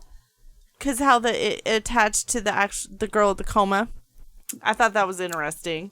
Yeah, there's a girl in a coma in this movie. They don't really explain it. It's like too much. It's funny because when we first started watching this movie, I totally called what this movie was doing. Yeah, you did. We had an argument about it, and that's why we went back and watched it. That's one of the reasons why we had because to go back. we both had 2 different versions. She had the one. She had the that they were trying to. She lead was you. right in the regard that they were trying to lead you in. Yeah. I was right where they were going to end up. Yeah. Yeah. You so were it was right. really weird. So we were both right. Right. Also, technology advanced again in this movie by using the email on your phone. Yeah. Right? So it's just one step closer to a smartphone, and then the curse can start an app called Countdown, and everyone will die. She's being funny. It doesn't start. I know. They may not have known or seen the movie Countdown. Yeah. I was referring to the movie Countdown. Because that's what happened is there's a curse in an app. Right. So, you know, it's just, again, it's just technology advancing. Right. Did you also guys, you can forward the email. Yeah, to somebody else. Right. And then that person will die. So it kind of reminded me like Saw, where it's like, okay, well, do you want to live or do you want to die? Right. So if you want to live, you need to forward this email to somebody else and then you can live. Which is kind of stupid, but, yeah, you know. Oh my God, and I'm so fucking sick of these goddamn twists. I'm so done with this fucking trilogy. Like, all these fucking twists, I'm done. They weren't even, none of them are even good twists. And the funny thing is because I called it so quick, it wasn't even that hard of a twist. You know what I mean? Like, there was just so many little twists in there, like, that they threw in there to be like, aha, aha, aha. Right. Aha. It was annoying. And I gave it 3 out of 10. But better than the second one. Yeah. You gave the second one a 2. Yeah. This one was just a little bit better than the second one. Okay. All right. Yeah, I mean, like, I feel like I could give this a 4.5 or a 4, you know, depending. Mm-hmm. But again, for me too, it's 1, 3, 2. I would just skip 2. Actually, I wouldn't watch this again at all. You wouldn't watch either of these? I wouldn't watch any of them. So then the first one would be a 4, right? Because 5 means you might. Okay, I might. And I do want to see the remake. That's the way I look at it. But do you know what I mean? Yeah, but still, I could go a long time without seeing that first one again. Mm-hmm. I'm good. Yeah, I mean, there's a lot of complications in this movie, but we did have some laughs, though. You got to remember that we did laugh towards the end, But that one eye roll scene, we were both like, we both like groaned out loud. I'll be honest with you, right in the middle, I just stopped taking notes. I was just done. I was like, I'm just done with this movie. Well, I pretty much wrote it all down anyway, so. Well, good. You always do. I knew you would. Well, I wrote down like. I was so annoyed. Because I was just so blown away with how things unfolded. Mm-hmm. You know what I mean? Mm-hmm. So, guys, this is the part where we're going to be going into our spoilers. So if you don't want anything ruined or if you don't care, this is the spoiler section. You have been warned. You can always come back and watch the movies if you want. I don't know if they're up anywhere, but you probably can rent them. And if they're not up for rent yet on the streaming, you could probably rent them in the future, or they'll be up on Shudder or something like that. So, or Prime or something like that. You can watch at some point. But so I do have some trivia. One bit of trivia that I found interesting. All of these extras had an hour, each movie, the first and the third had an hour, making of. Uh-huh. And then the second one had a half hour. Mm-hmm. And I watched all of them, but there really wasn't all that much information. And the way they did it was more of a press, to get people to watch it in the third one. Mm-hmm. So it wasn't really telling me anything new.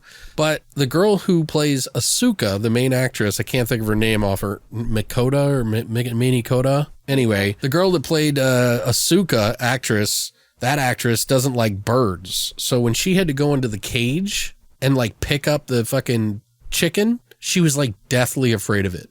Oh, wow. So, and they started in the afternoon, in the evening, and didn't get out of there, and they didn't finally get the shot until midnight. So she wow. She's really afraid. She was really afraid, but she was able to do it anyway. She was convinced that she could convince herself to do it. Mm-hmm. So when you see her pick it up and it's awkward, it's because it really is. Yeah. But that was pretty much the only thing I found really interesting in some of the extras. I didn't go through all of the extras, so, but this one I wasn't as fond of as much as the first one. So some of the spoilers that we could talk about, though, is this one latched on to yet another tortured soul that, oh boy, is that interesting. I think we should probably just try to break it down for you guys as it goes from a typical and ridiculous standpoint, because it goes from typical to ridiculous to just outright absurd. Uh-huh. As the movie progresses. Uh-huh. It's kind of typical in the very beginning, but we're just happy to see some deaths, even if they're not amazing, right? Right. They had some interesting, unique ways to die, too. Yeah, they did. And it's because Asuka, a.k.a. her and Pam, are having this girl hanged herself, right? Mm-hmm. In the beginning of the movie, and you're not sure if it's her or not. Spoiler alert, it is her. And I knew that from the get, because she looked over her shoulder, and I'm like, why would this girl be just out in the middle of nowhere getting into a fucking bird cage for nothing? Chicken coop, yeah. Yeah, chicken coop, whatever the fuck you want to call it. Why would she just be there and then turn around and be like, oh shit, my friend's dead? Uh-huh. That's the way I was looking at it. So that's why I knew immediately it was her. Right. She was dead. Right. But apparently you find out later that this girl didn't die and she was in a coma.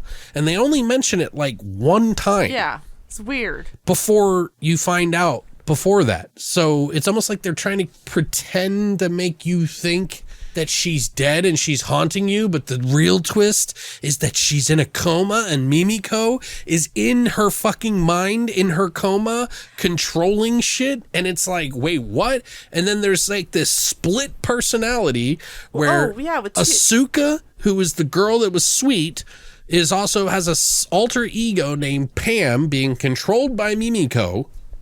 Yeah. And killing off her classmates who picked on her. Yeah. What the fuck? Yeah, and that whole part, especially when they said the name, when they were alluding to she had two different names, then that just got so stupid. Right. So it's just stupid. I mean, I know it's I just had to spill it out right there because it's I don't think that those are as good a twists as they thought they were. Yeah, no. And if they are, the thing about twists is it's not how many you have. Right. It's about how well they are. How executed they are. Yeah, you need... They were well executed. Yeah, most people get offended with any twist. Right. Because they are oh, it didn't end up the way I wanted it to, which is fair. I'm not saying it isn't, but when you throw 50 in a movie... Yeah. It's too much. It's too much. But I still enjoyed it because of how many there were and how ridiculous it really was. Because you just had to get over that hump to go, all right. Because in the very beginning of the movie, this girl's getting picked on. And then when she goes to the chicken coop, you see her automatically go to the chicken coop, pick up the chicken, turn around, see herself dead. You don't know this at that point in time, and the phone rings that she dropped her cell phone, or it looks like her friend dropped her cell phone. She picks it up, and it's Mimiko saying, forward this message and you will survive and you won't die. So she does, and then starts the chain of all the bullies who die. And then you fast forward, and they're on this boat. All the bullies are telling ghost stories on a boat headed to South Korea. For a class trip. And then the phone rings, of course, and it's fucking, she doesn't answer it. She's like, that's not my ringtone. And then, sure enough, she listens to it, and it's her in some market listening to some music, and then she screams, right? Right. And then doesn't she get dragged? She sees a picture in the email again. We don't know what's going on. It's a picture of her hanging. Mm-hmm.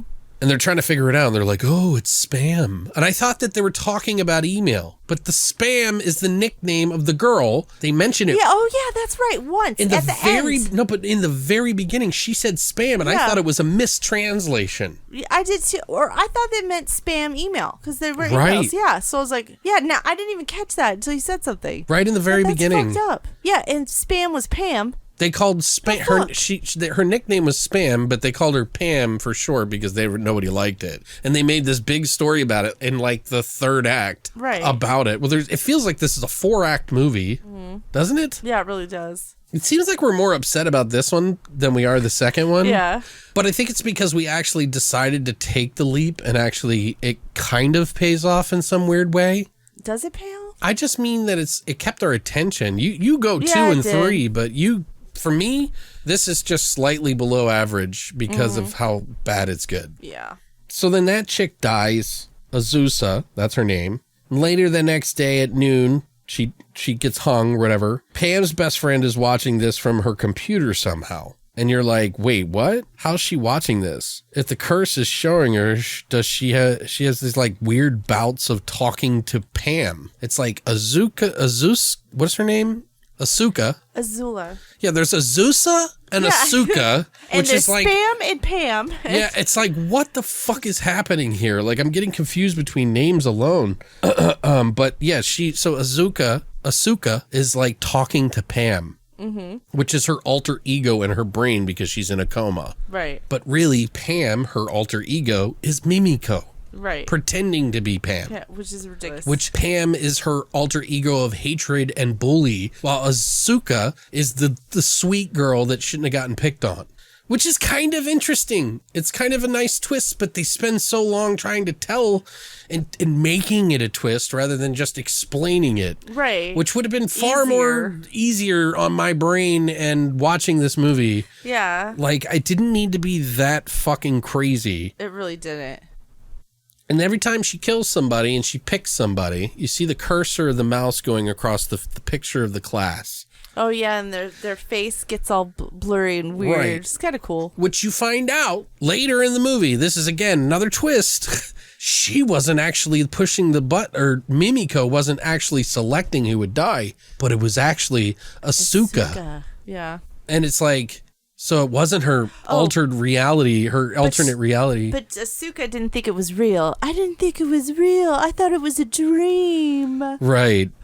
So then Teruya is next on the call list. That his death was cool. Apparently, wherever Pam's fucked up friend clicks on the picture, like I said, it calls them. But he sees himself in a video of him in the bathroom, and then he goes outside and gets hung by a fucking electrical fucking power line that fucking... It goes crazy, and it starts being a snake. It transforms into a snake, wraps around his fucking neck. He's just laying on the ground with like purple face. And then candy came out of his mouth. Oh, yeah. And then the candy came out of the dum-dum came out of his mouth. Yeah, because Mimiko has a lust for murder. Then the bullies come to the conclusion that it's a Pam curse. Uh-huh. Which includes the cell phones. Right. Mm-hmm. So they all, who they realize, oh, she's not dead. she's still in a coma. And it's like, wait, how does that even make sense, first of all? And then Tomoka is next. She breaks her phone in half and like removes the battery and then throws it down the hall, and it's still ringing, which was kind of cool. Yeah. It's a nice effect. And then she runs away from it, and then it appears in her purse, ringing again. Suddenly. And they're all worried that it says, if you forward this to somebody, you won't die. And they're all like, you're not going to send it to us, right? Right, Tomoka? And she's like, and then one of the stupid bitches that fucking is with her is talking shit to her. Which is stupid. Why would you do that? Yeah, after you find out that she's going to die and she has to pick someone or die, you're going to act like a fucking bitch to her? Right. Like, are you stupid? Right. That was really stupid. So, of course, they get into a little girl fight, and, like, she sends the message to the bitch girl named Mizu. Just not a good move on her part, by the way. Like, she was just being the alpha bitch. You know what I mean? Like the one that's always in control. Right. So she thought she could alpha her into not doing it. And it didn't work. She picked her. Stupid. And then they have like, this is where fucking Asuka, or you think Pam, or is it Mimiko? Who fucking knows at this point in time, where she's talking about the pecking order of the chickens. Like if you keep chickens in a cage long enough and they don't have any food or anything, they'll kill each other off, the weak ones, until the strongest is left. And that was the significance of her picking up the chicken in the beginning, and the kids and all of her friends and all of the bullies and everything like that. She's putting them through the pecking order. And so this nerdy kid is like, gets the call. His name's Toru. And he gets his fingers bent backwards in a closet. That was kind of cool. Yeah, that was cool. And he sees his crumpled up friend in the corner. In the closet. Yeah, because they lock him in the closet because they don't want him coming out and like calling the phone. Don't they take his phone from him or something like that? So. And they're like, they don't want him forwarding the. I don't remember if it was forward, because I think there was only 1 or 2, maybe 3 forwards in the whole fucking movie, and the rest were all, I don't know, or no, I'm wrong. It was all forwards. Yeah. So really, she just killed like a couple. Right. To, you know, as in some sort of like fucking twisted Dark Knight fucking Joker move. Like all they needed was just a little push. I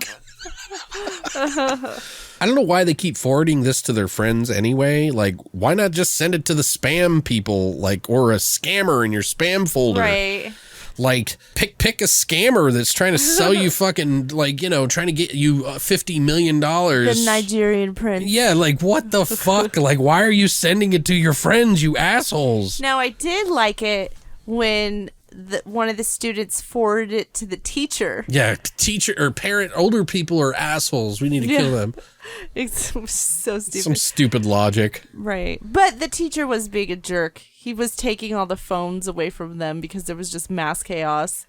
But, which is kind of cool, though, because, like, you get to see a lot of deaths in this one. Right. Even if they're not, like, spectacular, they're still above average. Right. Right. Like, they do have a crumpled up scene where this girl, Mary, who is in the hallway, and she disappears, and then they go down to the laundry room, and they see, like, some chick all crumpled up in the fucking inside one of the laundry the dryer. things. Yeah, the dryer, and it comes falling, her head falls, and then, it's like her head first, and then her body, and then it's, like, pressing up against the thing. Yeah, her hand was moving on the dryer. That was cool. That was cool. I like that. That is cool. Yeah. And then you got Asuka and Pam. This is where we found out that Asuka and Pam are the same person. Right. Which I was like, called it. I fucking told you. Because they were trying to like make it seem like Pam was the friend or something, or Asuka was the friend. Yeah, I don't know what the fuck they were trying to do. Asuka was the friend. Pam was the girl that hung herself. That's what it was. Anyway, then you mentioned the Kibe, the teacher, gets the call. Right. She sends it to him. That was an okay scene. They're in the elevator and he sees like fucking Asuka or Mimiko or whatever in the fucking picture. Yeah. In the elevator, and like is freaking out, and somehow it rips out his heart. Oh yeah, so the elevator doors open and he's laying there, and the kids are all at the elevator, and his beating heart is sitting in his hands, and then but his chest doesn't even have a hole in his sweater. Yeah, it's just red. It's just Right. red. But after that, I thought it was cool when the elevator stores opened and they saw that, and the kids, they ran inside the elevator and they just started fighting over the cell phones. Yeah, because they're like, part of it Not is even like caring about the teacher. they know that if they don't have their cell phones, they won't be able to pass it on or they'll die anyway. Right, So they're just exactly. scared. Yeah, so it was just like mass chaos, even though that guy was just dead. There was that scene where the dude pukes feathers because that other friend is like, Oh, yeah. he gets chased down the hallway because his phone rings and then it says forward it if you don't want to die. And then he like runs down the hall and everybody's chasing him because they're like trying to convince him not to fucking forward it. and just to let him die. And then Which is kind of fucked up, they right? bust in the room and then all of a sudden like he hears the phone ring and then the kid's like spitting out feathers, which makes no sense. Yeah. But it was kind of a cool looking scene. There was a noise he was making as the feathers were coming out of Yeah, him. it sounded too, like a which I thought- demonic voice. Yeah, it was crazy. This is right after this is the big eye roll moment. This is where me and Christina were like, fuck this movie. Like, this does not make any fucking goddamn sense. So, this is another twist, by the way. There's this other chick that's been in this movie. Has this love interest guy who lives in South Korea who's deaf.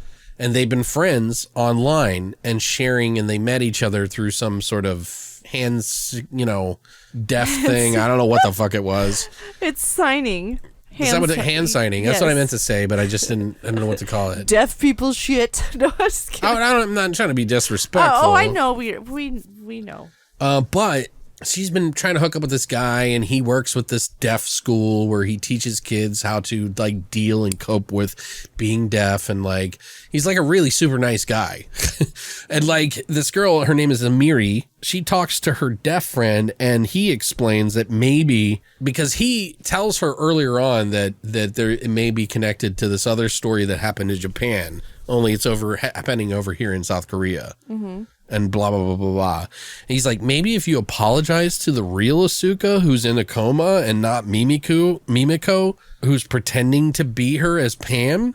So she calls her friend on the phone who's in a coma, okay? Who's in a coma and able to receive phone calls. She called her brain. She called her brain. And she, of course, answers and somehow wakes up the real Asuka by apologizing to her for not helping her, because they talk about what happened is that Asuka was best friends with Amiri, who Amiri was getting picked on, and Asuka stepped in to be picked on for her because she was trying to protect her. And when they started picking on Asuka, Amiri walked away and said, fuck you, and then went on a fucking trip with her. After she killed herself, almost. Right. And so she apologizes to Asuka in her brain, overpowering the possessed spirit of Mamiko, who is portraying her alter ego, Pam. It's ridiculous. No twist spared in this movie. And then they decide that somehow it wakes her up, and by self-sacrificing herself, because she's like, just tell me to do it and I won't forward it to anybody so we can end this. Then, outside of that, everyone decides that in order to stop Mamiko running the computer to pick another person who's going to die, that they have to stop the computer that Mamiko is using. And how do they do this? Oh my God. How do they do this? Hack the world. They hacked the fucking planet. Hackers unite. Hack the world. And you know how it spreads? Because they hand out literal fucking flyers. Hackers. Flyers. Flyers to email. Flyers instructing them to email people to end the curse. So remember back in the day when you would get those emails saying, "Hey, forward this email and you'll get $1 million." Right. Like literally, that's Maybe what that's this where the was. idea came from. What, this movie? Yeah. Oh, maybe, I don't know. Anyway, so somehow they're able to get every hacker in the world, or at least in Japan and Korea. Every person on a computer, pretty much. Yeah, they're all like, yeah, let's stop Mimiko. Who the fuck is Mimiko? Dude. Like, as if every person that they told that they needed to hack could explain every single twist that these people put in this movie. Oh, but when they were running around like telling people with the flyers, and they were running into like computer cafes and shit, and like in the montage segment. Yeah, the montage section. She's like grabbing her shoulders and showing her the flyer, and the people are just like, okay, let's do this. So you don't know me, and this may be crazy, but I got a friend in a coma who's being haunted by this old ghost named Mimiko, who was in the first sequel of this whole fucking thing that happened. And so anyway, she's attached to her alter ego named Pam, and she's calling people and sending them, yeah, I'll sign up, bitch. Yeah, let's do this. That cannot be that easy to explain. It's just like the overwhelming goodness of life just tells everybody that we're going to fucking fix this problem right now. And it's just so easy. I'm just blown away by this. We're both like, okay, this is just out of control. Right. We think that part's over, but it's still going on in the background. Asuka, the girl who's been picked on and killed herself, has an alter ego named Pam and is being haunted by Mimiko. Just to fucking make sure you guys are following me here, somehow walks to the computer where Amiri is calling her phone. She leaves the hospital from her coma and walks to the house. And had fresh clothes just sitting there waiting for her. Right, I said that to Christina. I was like, it's a good thing she had her coat and fucking scarf. After she hung herself. Like, She like Amiri calls her, and she answers the phone that's on the seat that the Asuka girl in her mind has been talking to a cell phone the whole time. Picks up that pink phone, answers it, and it's Amiri. And the twist is Asuka apologizes for killing people instead of fucking Amiri, who's trying to take all the blame. So Asuka's like, well, I'm the reason that all this happened. And she's like, what do you mean? And she's like, well, she said, I thought Mimiko was killing people. And she was like, no, she was just putting the mouse over the people's faces, and I was the one that clicked. Mm-hmm. So. Oh, another twisty. Yeah, it's like, oh, Jesus, God. never ends. And that's not all. No, Mimiko. That is not all. Mimiko is none too happy about this shit happening, by the way.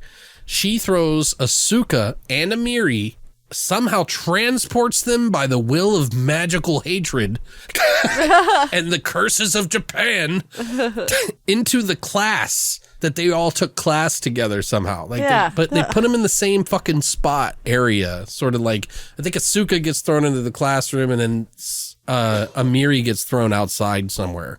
Mm-hmm. Oh, in the chicken coop.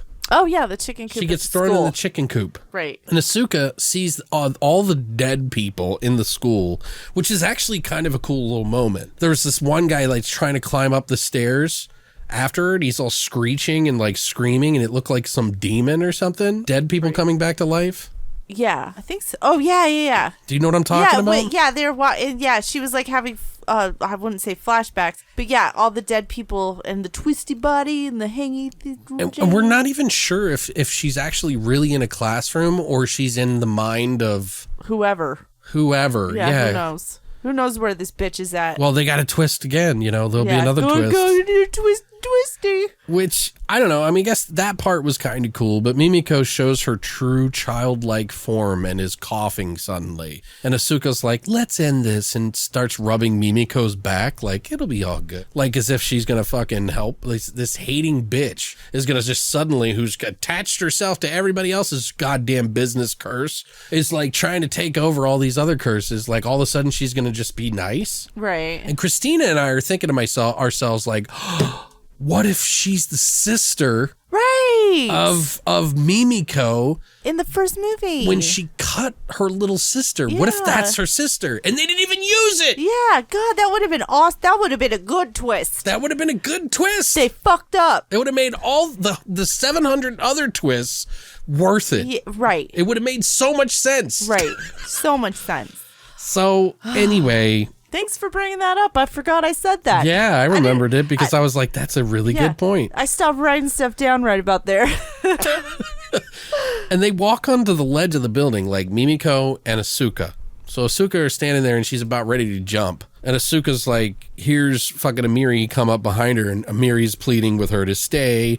And then the phone rings, and then fucking Mimiko appears behind Amiri. And then Asuka says, forward it to me, because it says you can forward this. Right. Oh, God. Because Asuka's still playing both the friends, while she's still chilling in front of them. Right.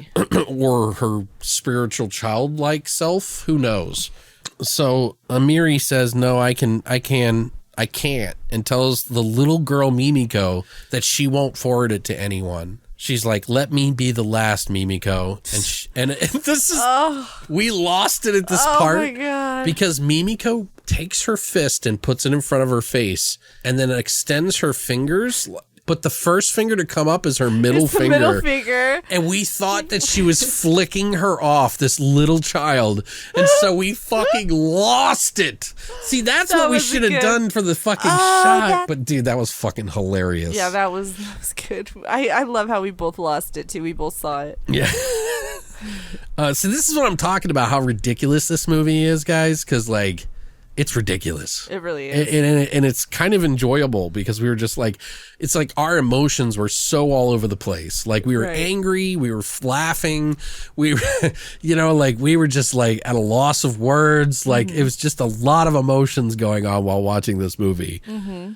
But she just hands the girl candy. She hands Amiri candy, like one of the pieces of candy, and she puts it in her mouth. Meanwhile, it's still not over. We think it's over because this would be a good place to end the fucking movie, would it not? No. Right. It's not over yet. And that's... We gotta put in another twisty. In true One Missed Call, tradition, they have to keep pushing it a little bit further. And that's why these movies are fucking 2 hours long, okay? But meanwhile, hackers are uniting all over the planet to block the computer, to block Mimiko, because I guess they're in the mind of Mimiko. I don't get it. It's like they're all three connected to Mimiko, maybe, and that's why they were all in this space. Sure. Anyway, so they're trying to block Mimiko's computer because it's still running and still trying to kill people. Mm-hmm. So they're typing away as if it was their the last chance of the world was going to end, and then the power of the email compels you. The power of email compels you. Mimiko tries to bust through the computer monitor and then explodes from, the hackers shutting it down. So the monitor, the computer all just busts and turns into a big pile of ash or whatever. It's like, take that, black hats, you fucking hacker pieces of shit. Like, we're the good hackers, and Amiri is saved because she's about to die and they're hacking their little hearts out to save everyone. Right. So Amiri doesn't have to give up her life. But is it over yet? No, it's not over yet. Not over. Wait, we still have 5 minutes of film left? Let's fill it with another twist. So, Jinwo, her boyfriend, the deaf guy who she's fallen in love with and solved the mystery of the 7,000 twists of Mimiko, he has been telling her this fucking story the whole fucking movie about this violinist who lost his hearing that he met, who was related to Mimiko in that whole craze of One Missed Call. And he deafened himself intentionally to prevent himself from being taken by Mimiko so that he wouldn't hear the ring and it would default to him, right? Right. Isn't that what happened? That's what happened. And so they're like, he's like confessing his love to Amiri because they've been back and forth. And he's like, you've finally shown me what life's all about and how much purpose I have. And I resent nothing. And she's like, wait, what do you mean? And then he goes outside and fucking Mimiko fucking crumples up his body without us seeing, of course, because that would cost too much. But they were like, we got to get another twist in. There's not enough. And so then he gets the message and it's, he doesn't forward it and he dies. And so Mimiko lied and took his life, but he was owed to her. Right.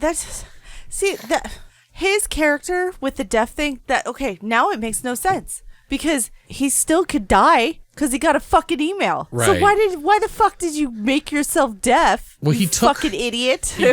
Well, because it evolved. The curse evolved. It evolved See? to email. Technology evolved, so it's going to evolve into an app. Yeah, exactly. Countdown. And that's where that's the And that's next the end. sequel. No, That's the next sequel, yeah. That ghost in the fucking countdown is Mimiko. Yeah, it's Mimiko. Yeah, it's like an amalgamation of like It might be. 70,000 twists and like 5 curses all Right. mixed into one app. What was the other speculation that we had? We were like, okay, well, what if, because that's what it was. I said, well, why doesn't she just forward it to herself? Because it says in the app, or not the app, in the fucking call or the email, it says, if you forward this, you will not die. So if she forwarded it to herself, No. wouldn't Alex, it cancel it out? No, it would not cancel it out. It would cancel her out. I thought that was pretty smart. I don't know. Maybe it would have worked. I mean, I wouldn't have tried it, but I'm just saying. So if you got the message, who would you forward it to? Oh, wait, I know the answer to that. Oh, yeah, there's a couple. I got it. I think probably got their phones turned off or something. I'm sure I could find their email. I don't know if I'd have enough time to get it, but I'd find out somehow. Hey, do you know such and such's email? But Jesus Christ, guys, like, I hope you sticked around. This far? I hope you guys stuck around for that. This far? Yeah. Because, like, I honestly, like, because, like, you'll notice the difference between us talking about the first film, the second film, Oh, yeah, and totally. the third film. And we get really, I was going to do trivia on this one, but I was like, you know what? I think it's just best to explain just how batshit fuck's crazy going on? this fucking movie is. And, like, the more and more I think about it, I almost feel like this has gone up a little bit because of just how ridiculous it is. You know what I mean? Like, Yeah. because I enjoyed talking about it. Like, that's got to be worth something, right? I guess notch it up another point. I still think it's a 3. Yeah, I mean, it's like 4 or 4.5 for me. I know there's better, shittier movies out there. Yeah, but it's pretty astounding what they did in this movie. Like, it's just really, I've never seen a film like this. I've never seen that lack of concern for the viewer that's watching these movies. For what the fuck is going on? It's like and I'm no disrespect to anybody who wrote this, but like perceiving this and as a viewer from the outside and not actually knowing anything about anybody who is attached to this, in your mind, you're thinking to yourself, wow. Do you know what I mean? Like how full of yourself are you to put the viewer through this? Yeah. It's confusing. And like, I can't believe we paid it close enough attention because we felt like we had to. Yeah. Like, I don't think, really did. I think 20% of the people who've actually watched this to the end are the only people that actually know what's going on. Right. Like, I don't know. I'm not trying to be a dick. I'm sounding like an asshole, I think. Just a little bit. Nothing new. Whatever. I'm I mean, kidding. it's just, I'm glad that I stuck around and we watched it to the end. I guess if we had to break this down, what is it? 7. So 4. What did I give the other one? 3.5. So 4.5. So we'll say 4.5, 3.5. So that's 5, 8. And then I gave the other one 7. So that's 15. So this movie, this franchise gets a 5 out of like a 10 for the whole franchise. Right. Because of the other movies. Right. But man, It lowered it down. yeah, for you it's even less. It's Yeah, like it is. It's fucking like you're like 2, 3, and please, 5. I do not want to do this again. You gave it a 10, so it's like a 3 out of fucking 10 for you for the whole franchise. Yeah. So you hated it. Yeah, it's not a good franchise. All right, that's fair. It's cool. So, guys, I don't know if Christina's going to be back next week. We were going to do Necromantic 1 and 2, but I don't think we are, like I mentioned in the beginning of the episode. So, Sorry. we're going to have to figure something out, find somebody to fucking do the episode with or something. But she's got to handle some stuff, so we'll probably have to push that one off till the following week. So, Yeah, hopefully. Hopefully, yeah. I can't wait to look at, Yeah, I can't wait to puke my brains out. Yeah, I'm it's going to be excited. awesome. I can't wait. We're going to make a really good shot off of that Necromantic 1 and 2, by the way. my It's going to God. be so good. So good. Great. But I don't know. We'll figure something out by next week, guys. I hope you enjoyed this episode. If you listened to the end, The secret password or the secret code at the end of this episode is 70,000 fucking twists. So if you listen to the end of this episode, then you know. I appreciate you guys. Thank you so much. We'll see you next week with a brand new episode. And as always, Long live the void.